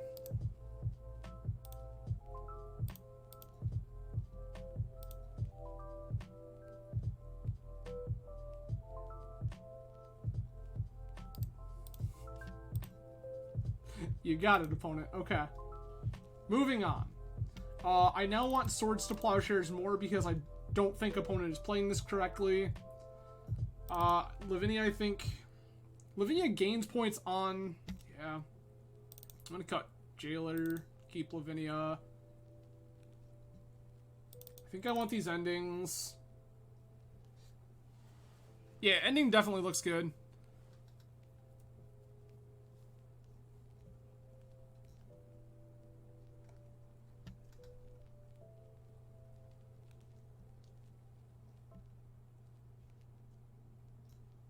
Like, what am I cutting here?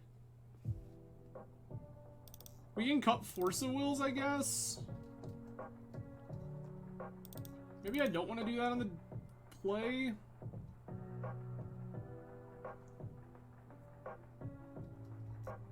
I'm gonna shave back 2 endings again. I can't make up my mind about it.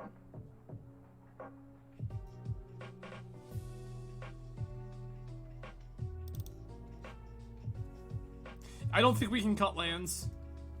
I think, like, as much as I agree with you that Caracas looks like it doesn't do anything, I don't think that we can actually cut it.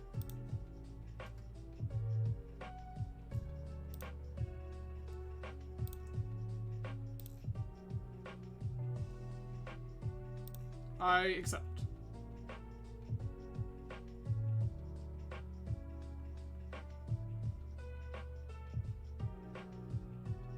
I swear to you, this is just turn 1, Nomads Encore, go. Like, promise.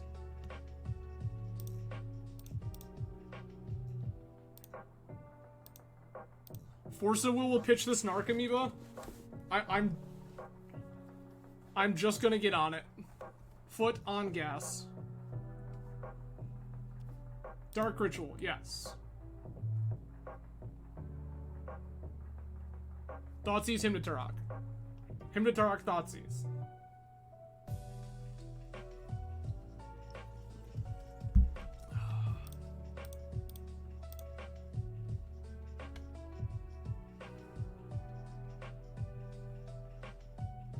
Also, thanks opponent, we have 3 colors of mana.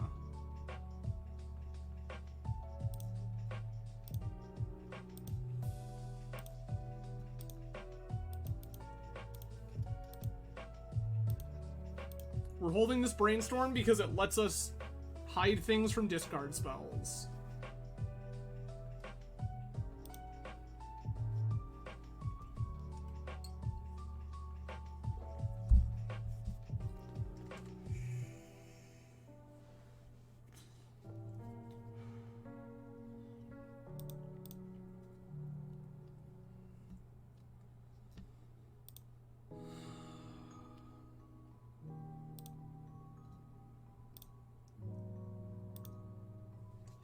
Like, it's weird to me because I'm not actually, like, that opposed to Saga as a whole.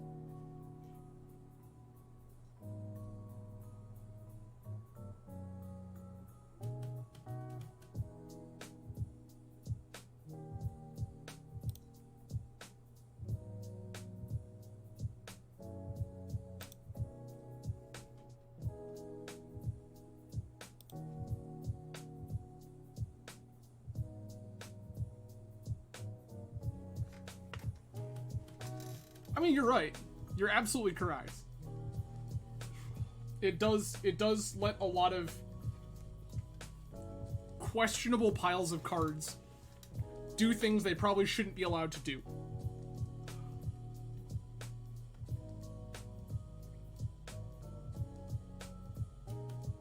I'm gonna discard the Dread Return.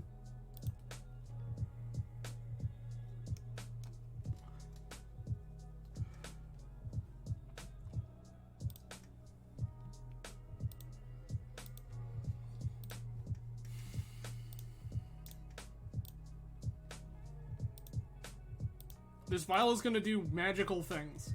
Promise.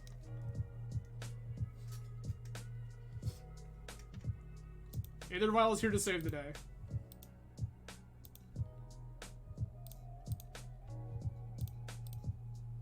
Yes. I'm gonna fire off this Ponder. That's much better.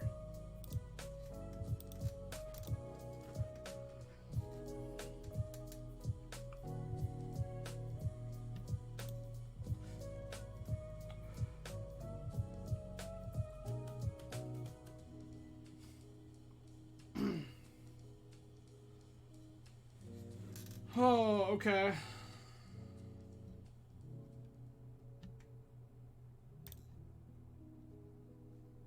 I'll discard this plow.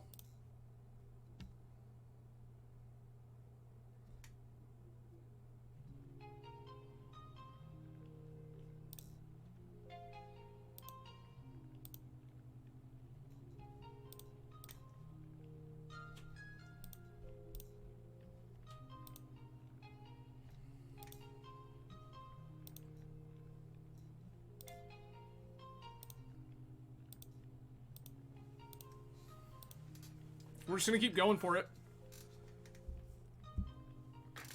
I mean, I think you're right. We definitely deserve to just rip Illusionist and kill here.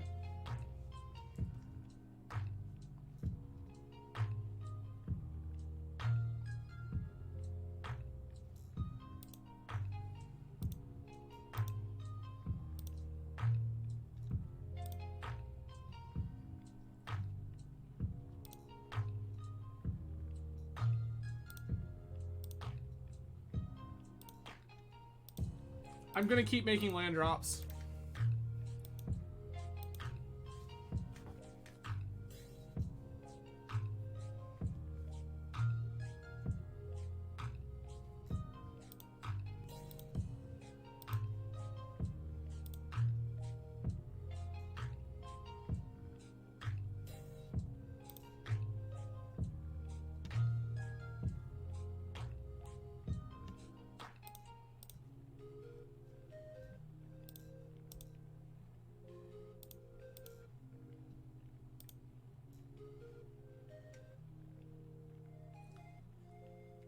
We just go for it?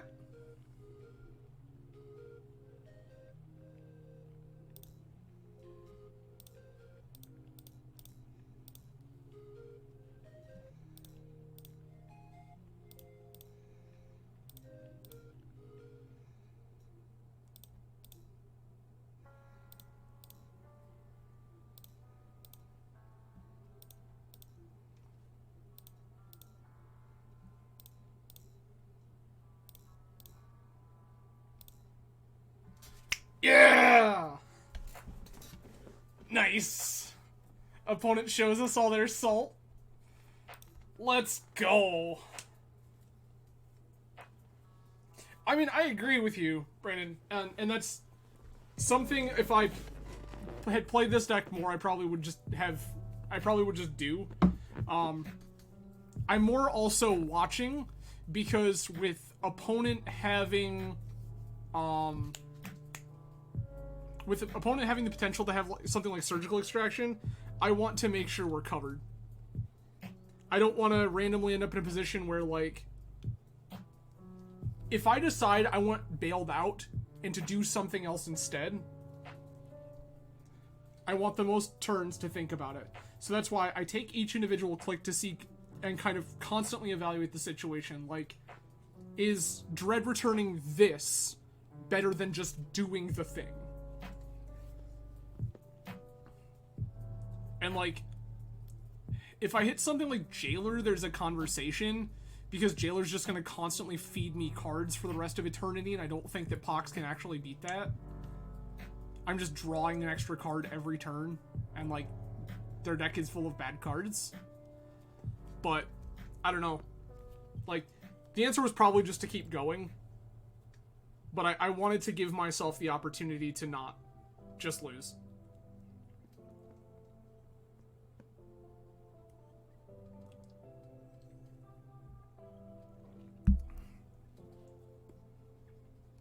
So I wanted to be able to constantly evaluate and, like, be more cognizant of what I was flipping instead of just rando clicking. It's something that doesn't come across well on, like, in a stream setting, but the entire time I'm watching my graveyard, watching that tick and watching it going, okay, is this good enough? Is this good enough? And realistically, my game plan was I was starting to do math about how many cards would be left in library, because I didn't do it when I started. I would love to play first. Yep.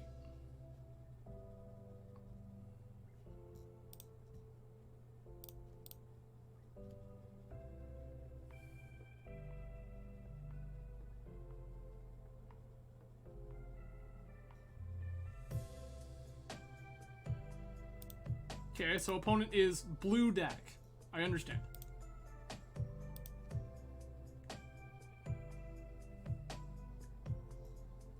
Misty, fetch. Volk.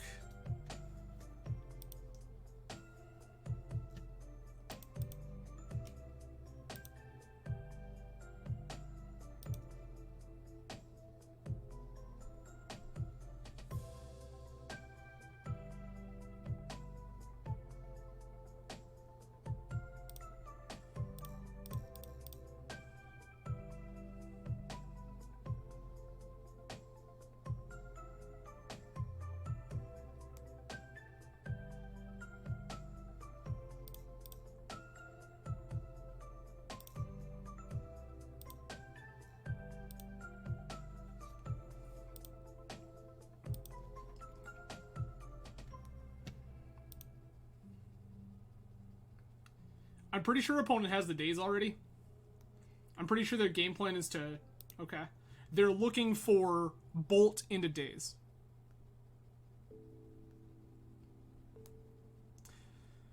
So, Brandon, that's not entirely true now because Esper Vial is a deck.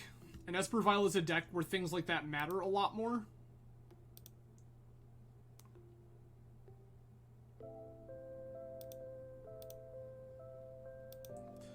Like, your opponent's Vial, when you're a Doomsday deck and their Esper Vial, is like a very different kind of game.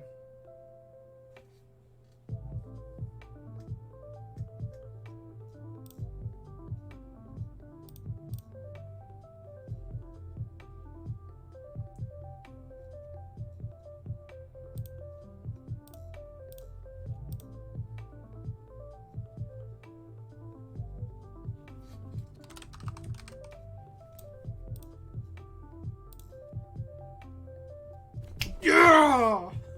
So good at this game. Alright, now we go ahead and activate this. Put in Batterskull.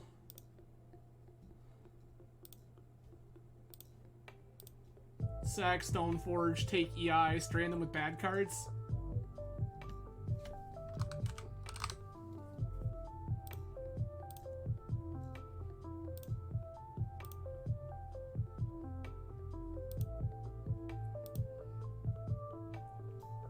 Now this, friends, is pod racing.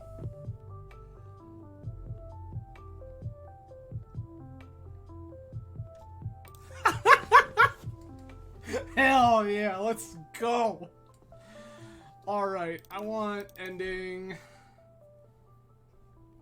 I think I'm down to cut Force of Will and board in Therapy, Lavinia, probably Soul Herder. Oh, actually, let's cut Soul Herder, Lavinia. Kind of want these disputes.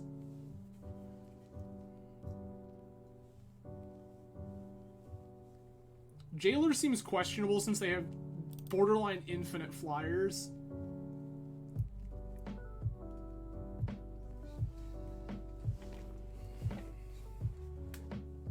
I think that'll do it.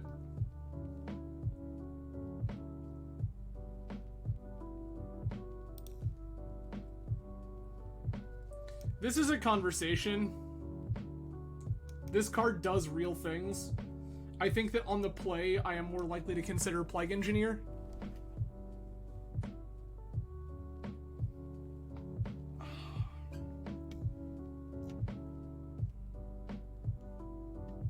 Because just slamming this on human is nuts.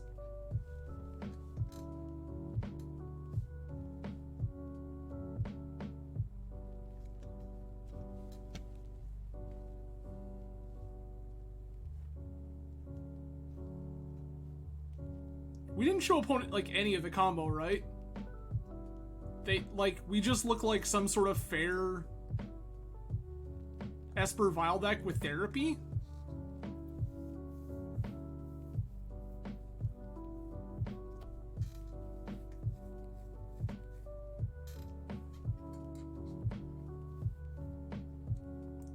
Brandon, we're talking about Engineer there, correct? Just for clarification. Because if we're talking about Engineer, I believe it. And I think that on the play, I will probably play... Yeah, I'm likely to play Plague Engineer on the play. On the draw, it seems a little more questionable. Because I think it's always coming down too late.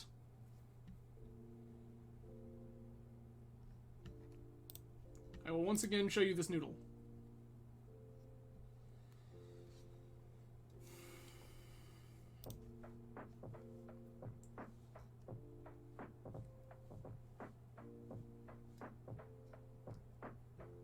Okay. Yeah, this is a DRC, sure.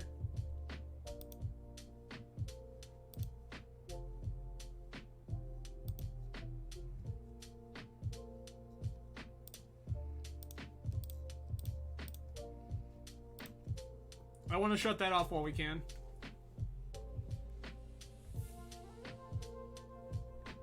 You got it.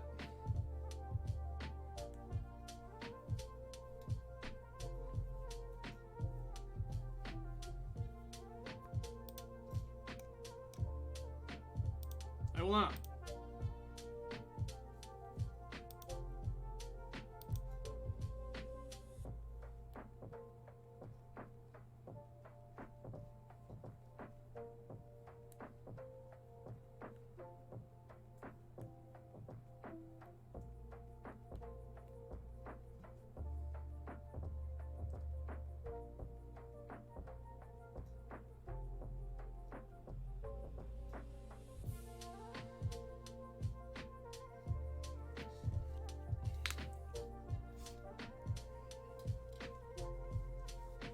Okay.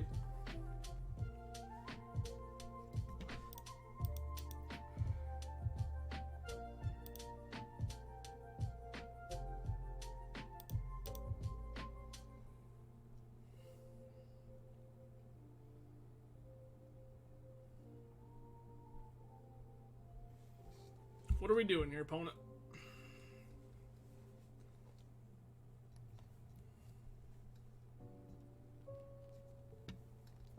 I mean, like, whatever you're doing, it's happening.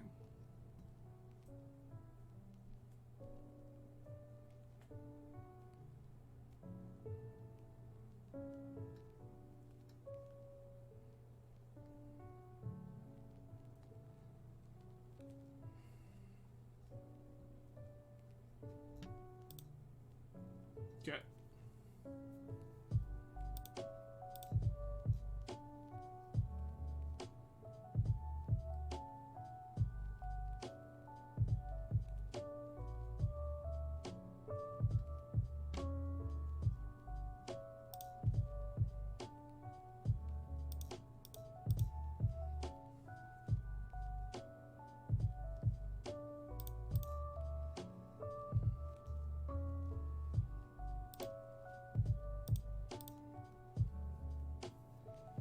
We are going to ponder here.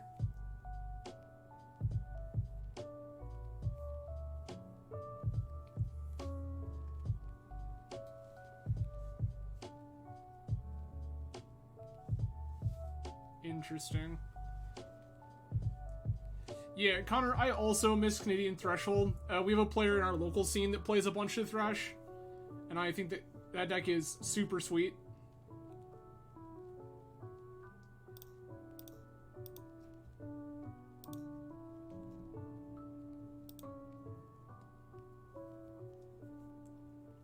I have always thought... we were actually talking about it. So there was a 1K in the area a couple of weeks ago, and I went to, and a bunch of us were hanging out outside and kind of discussing it before the event started. And so we were discussing how, honestly, in this day and age, I would rather we get rid of Murktide Regent and all of that, and go back to Renin 6 Rug Delver than I would this.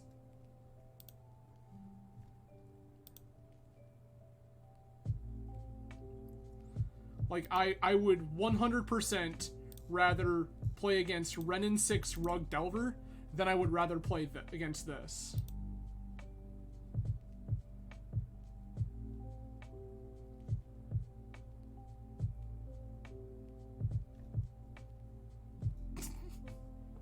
Okay.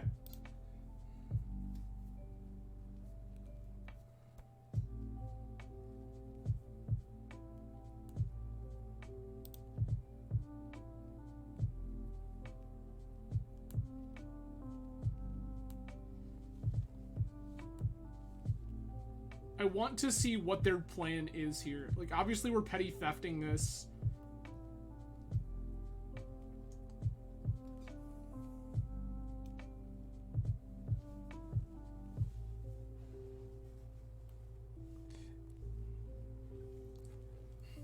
So, and the thing is that it's... I don't even know that it's that bad that Delver is the best everything. The thing is that Delver is just playing all of the most efficiently costed cards. It's... So, once upon a time, right, when you... Way back when, right? Everyone always talked about this thing being the Blue Jund. And for the longest time in this format, that deck was Shardless Bug. And then Check Pile showed up. And then Check Pile was Blue Jund. And then when Deathrite got banned, we had Grixis with K-Command. And Grixis was Blue Jund.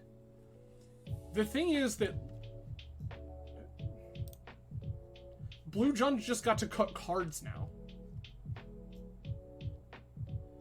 And Blue Jund cutting cards now is just kind of enormous.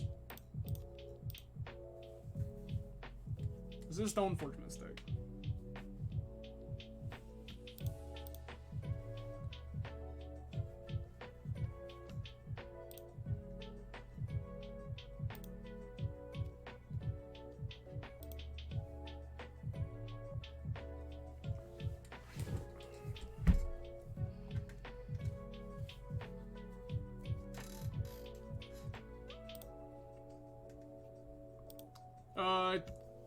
Connor, I agree. That was actually, even like the tail end of DRS, I didn't mind. I've become a big proponent for the DRS ban was a mistake. As somebody who screamed from the rooftops at the time that something needed to go, I now firmly believe that banning Deathrite Shaman was a mistake. I no longer believe that it was a correct decision by Wizards to ban Deathrite Shaman from the format, because what has happened since has been actively worse than Deathrite Shaman ever was.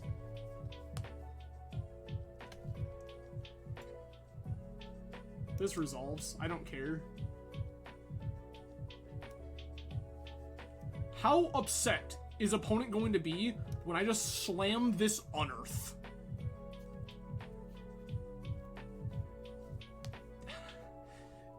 So, Connor, people screaming for TNN ban was before my time, but I remember hearing about it.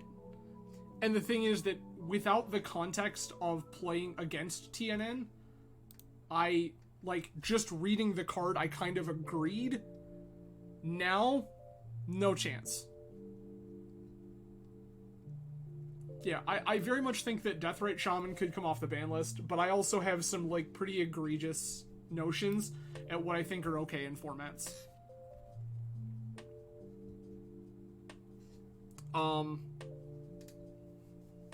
This resolves.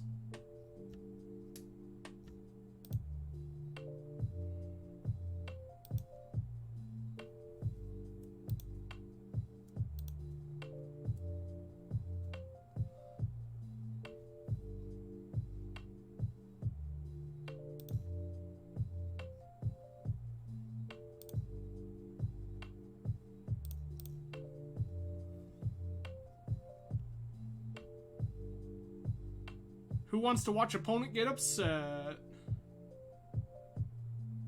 I actually actively think I want this to be Scrubland.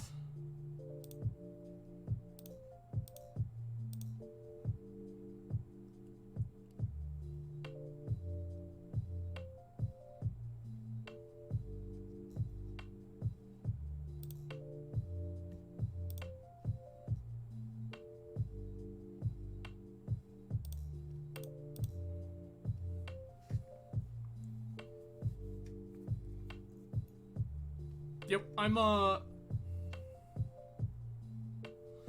pretty big on Deathrite Shaman coming off the ban list. I would like to see Sensei's Divining Top off the ban list. I would like to see Mana Drain off the ban list.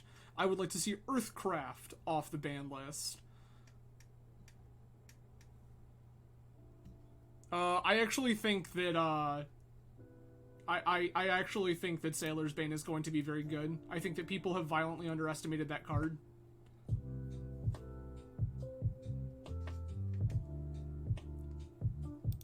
I mean, so Greg, you say ick top, but I want you to actively think about it. Is Sensei's Divining Top any worse than what has happened recently?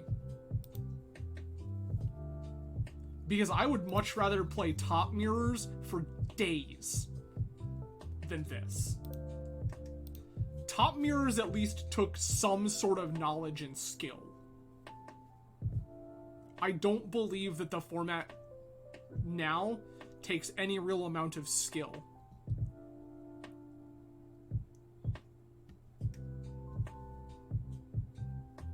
I mean, Brandon, but again, I don't think that's that bad. Oh, Connor, I agree. Static design walkers were terrible. I have been team Teferi Time Raveler should have never been a Magic card since the day it was spoiled. I think that card is one of the most egregious design mistakes on planet Earth.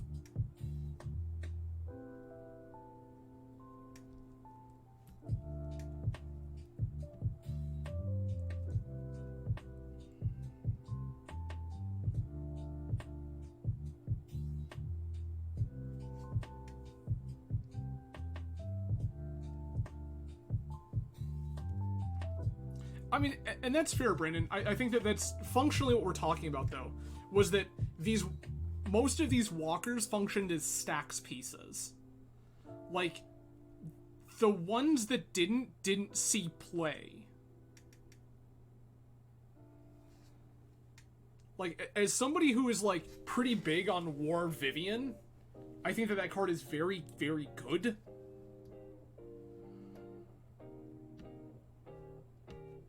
This is hilarious. Opponent has now spent 2 lightning bolts on this single Stoneforge Mystic.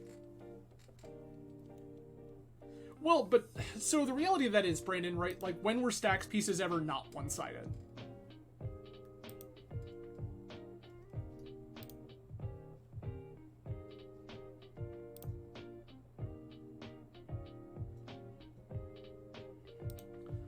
Like, stacks pieces in Magic were pretty much always one-sided.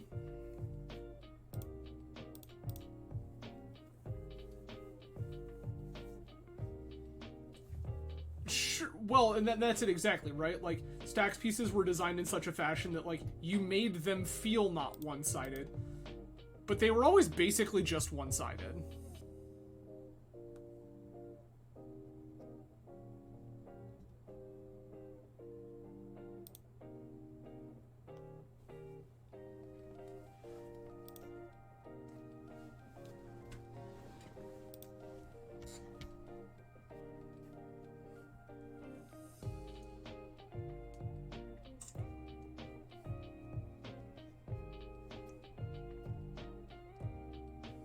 I mean, sure, right? Honestly, I think worse than what we're discussing here, and this is a thing that I've kind of talked about before, not as much on the channel, but I've talked about at length in the world, and that's that I think the problem is, right, going back to almost the conversation we were having earlier, in that Deathrite Shaman got banned, quote, supposedly because it made mana too good, and you could just play all of the good stuff in all of the things.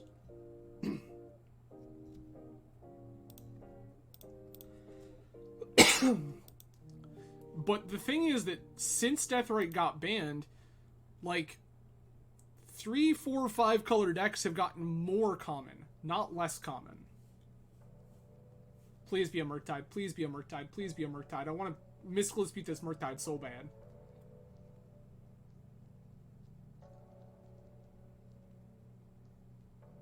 Let's go. Let's go. Let me dispute this Murktide. Baby.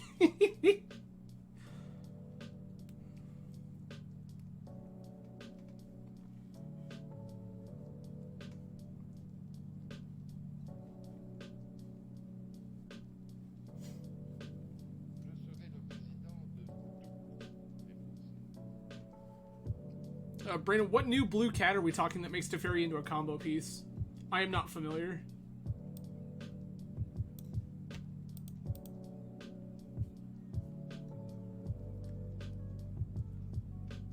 Like, that sounds rad, but I'm not familiar with the card we're discussing.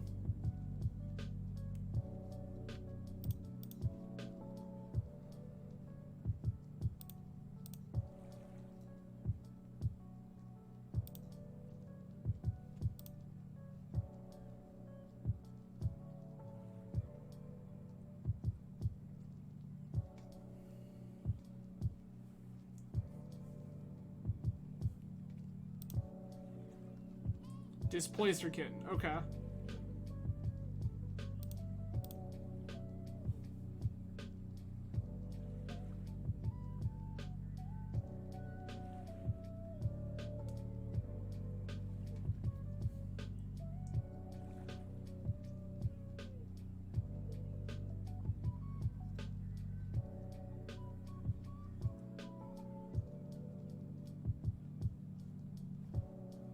Very implanted. Okay.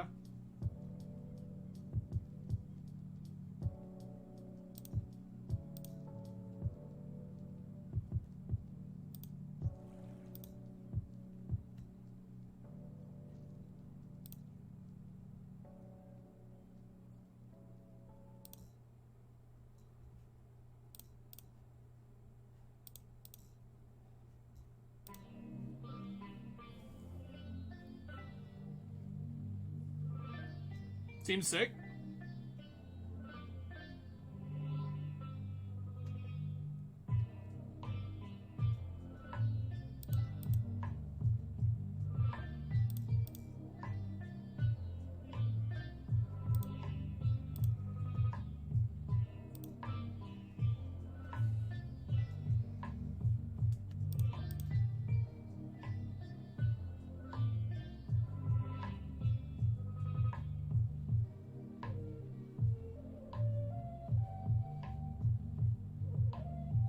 I was definitely supposed to Stoneforge for Batterskull first here, but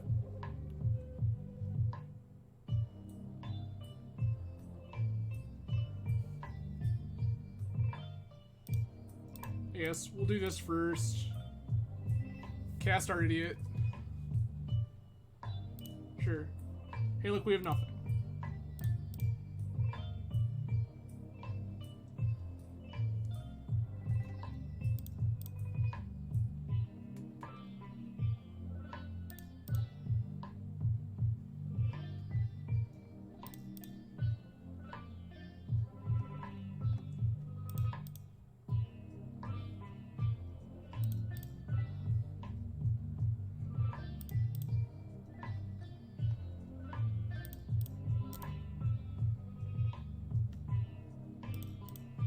All right.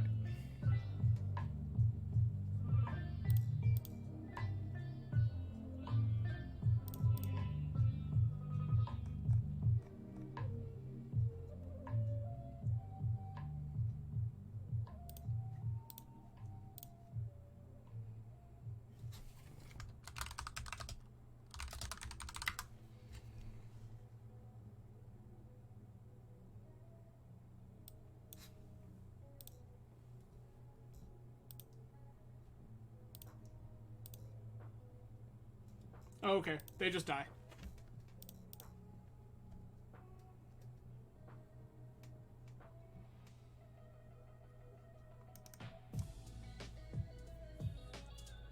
This is so good.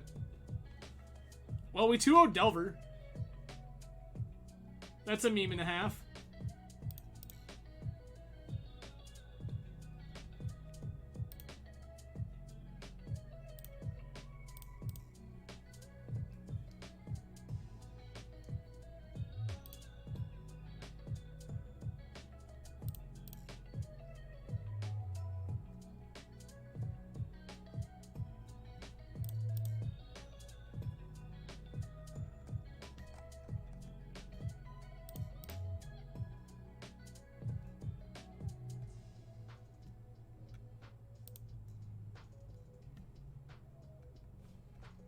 Go ahead, get Oracle, sacrifice this.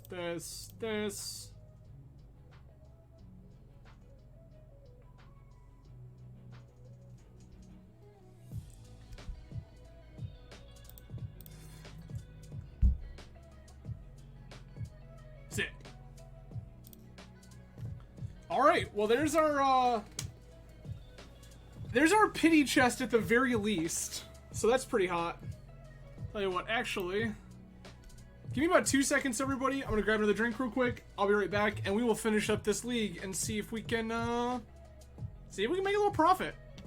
All right, we're back. One more glass of wine, one more round. Let's see what we make happen. Again, thank you everyone for joining tonight. I really appreciate it. Plenty of ways you could choose to spend your Wednesday, but I'm grateful to have you all here with me. For those of you who follow the stream, if you follow me on social media, you will have noticed the next stream will be Friday, not Thursdays as usual.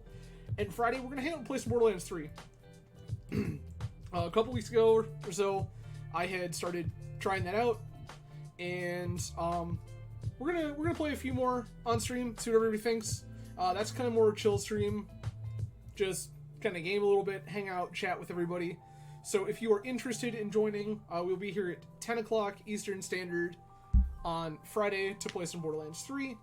And then we will be back next week with some more Magic as well. That will be back to the Tuesday-Thursday schedule. So, nice and easy there.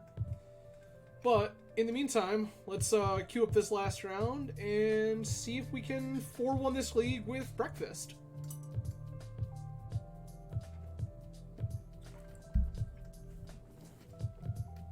I don't know about all of you, but I love some wine with breakfast.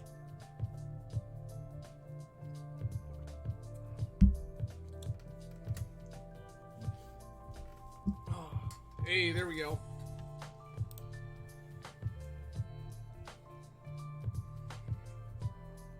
Okay.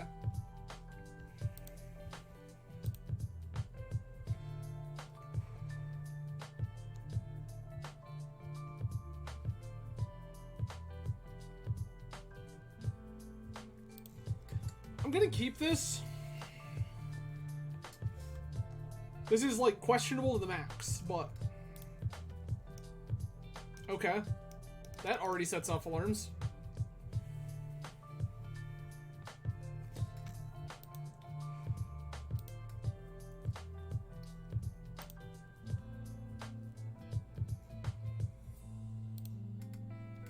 Go on.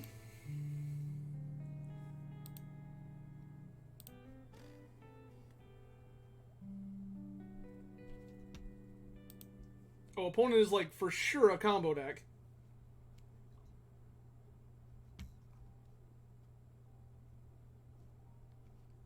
Or just bad?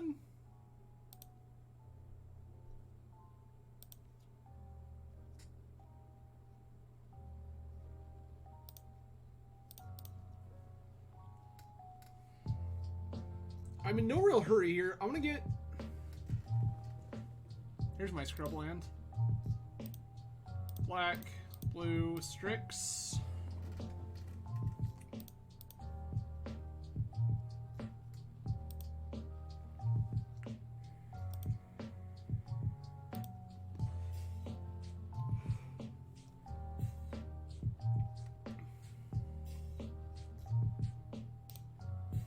Narset resolves.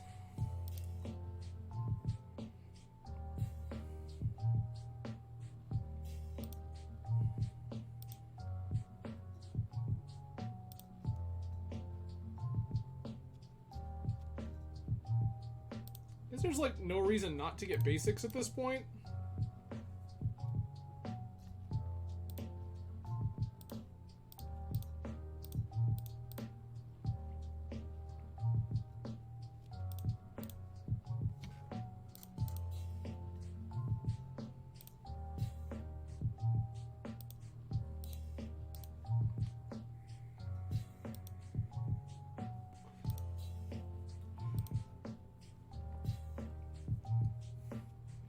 We might be able to mask that we're a combo deck.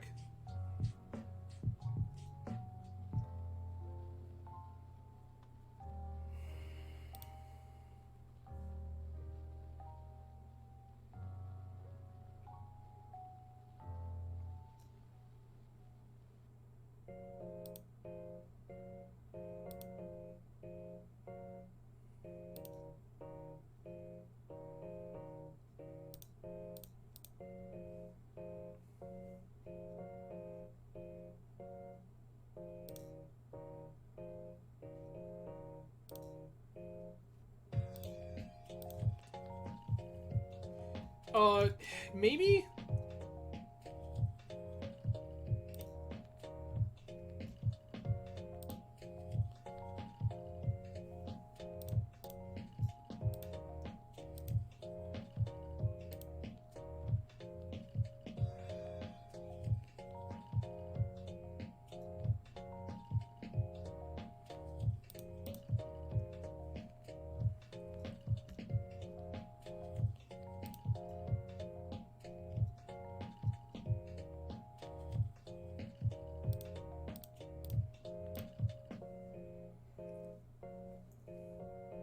Is blue-green Days Undoing a thing?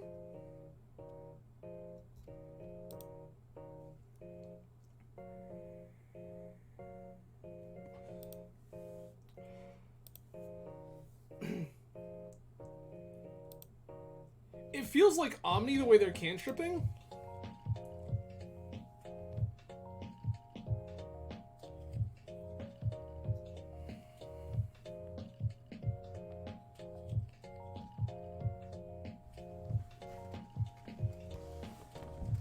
Okay. This is where I was supposed to do the thing.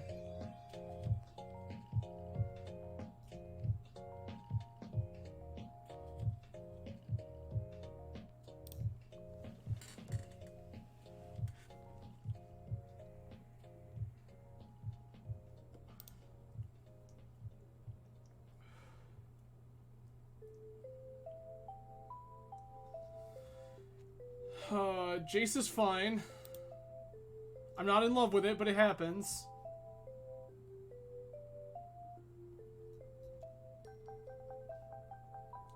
Resolves? Get a Narcomoeba for my trouble? Sure. I'm down.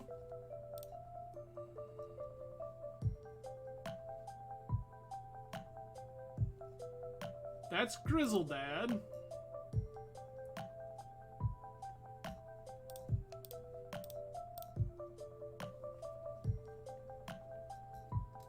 Okay.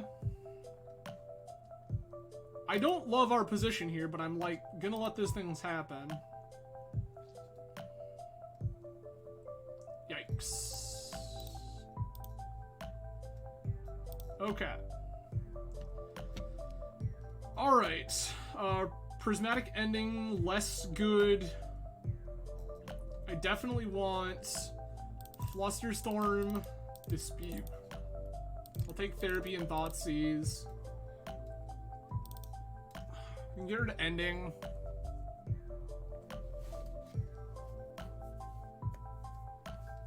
I mean, we were dying. They just Jace bounce it. Yeah, they had a Jace in play. So they go to extra turn, attack us for 16. Second main phase, Jace bounce, replay. We did. We did. Like that was not close.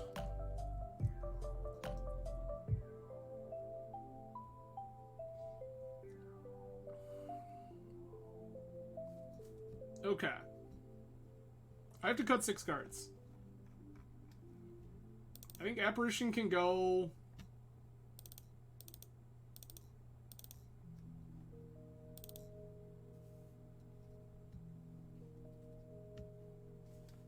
I think we're just gonna run it like this.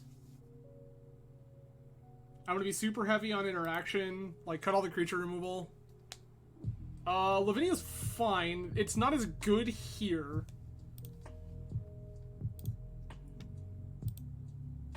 It does cut them off Omni, you are correct.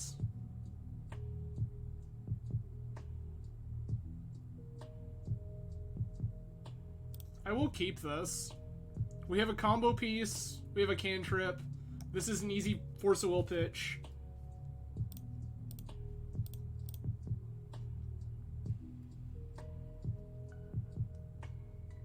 Recruiter, Strix, Force.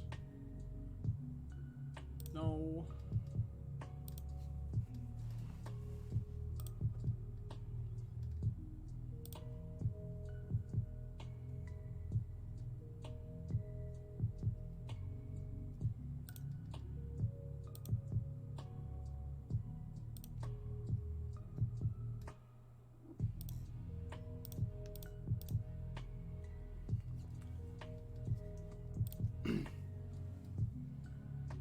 We have a plan.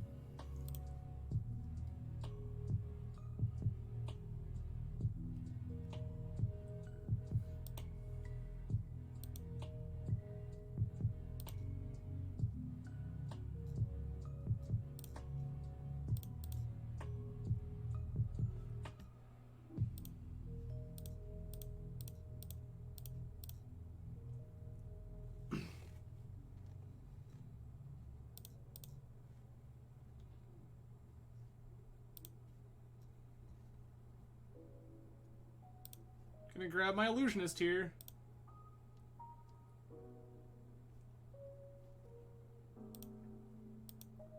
No reason to attack into Quaddle with nomads.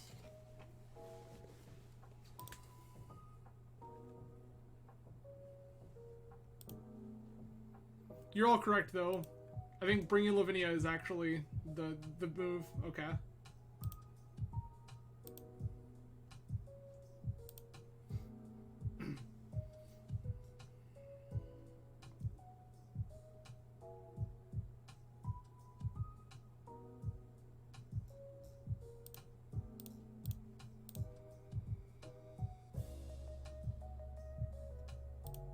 Big yikes.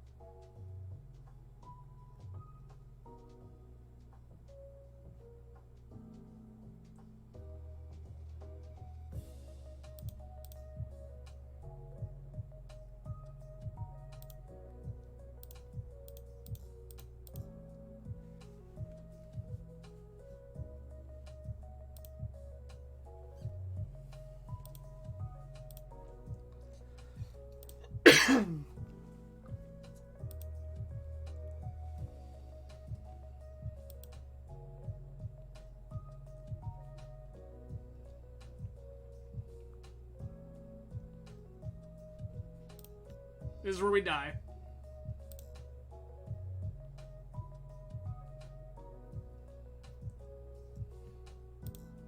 Okay, maybe not, maybe not.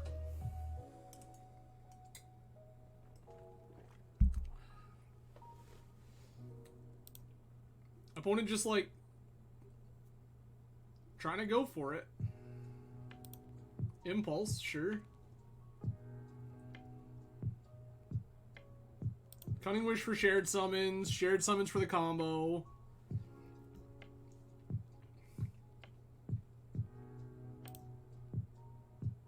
I am familiar with this line.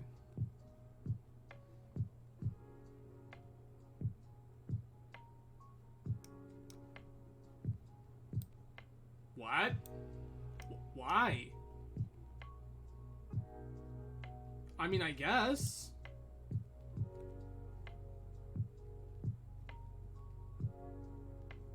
Like, this does the thing. I just...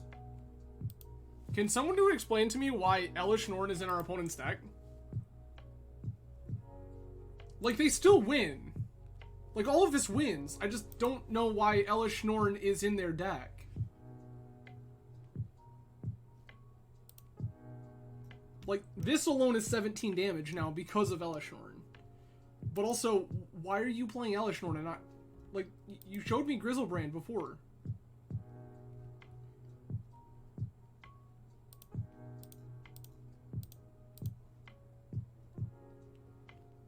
I mean, I guess.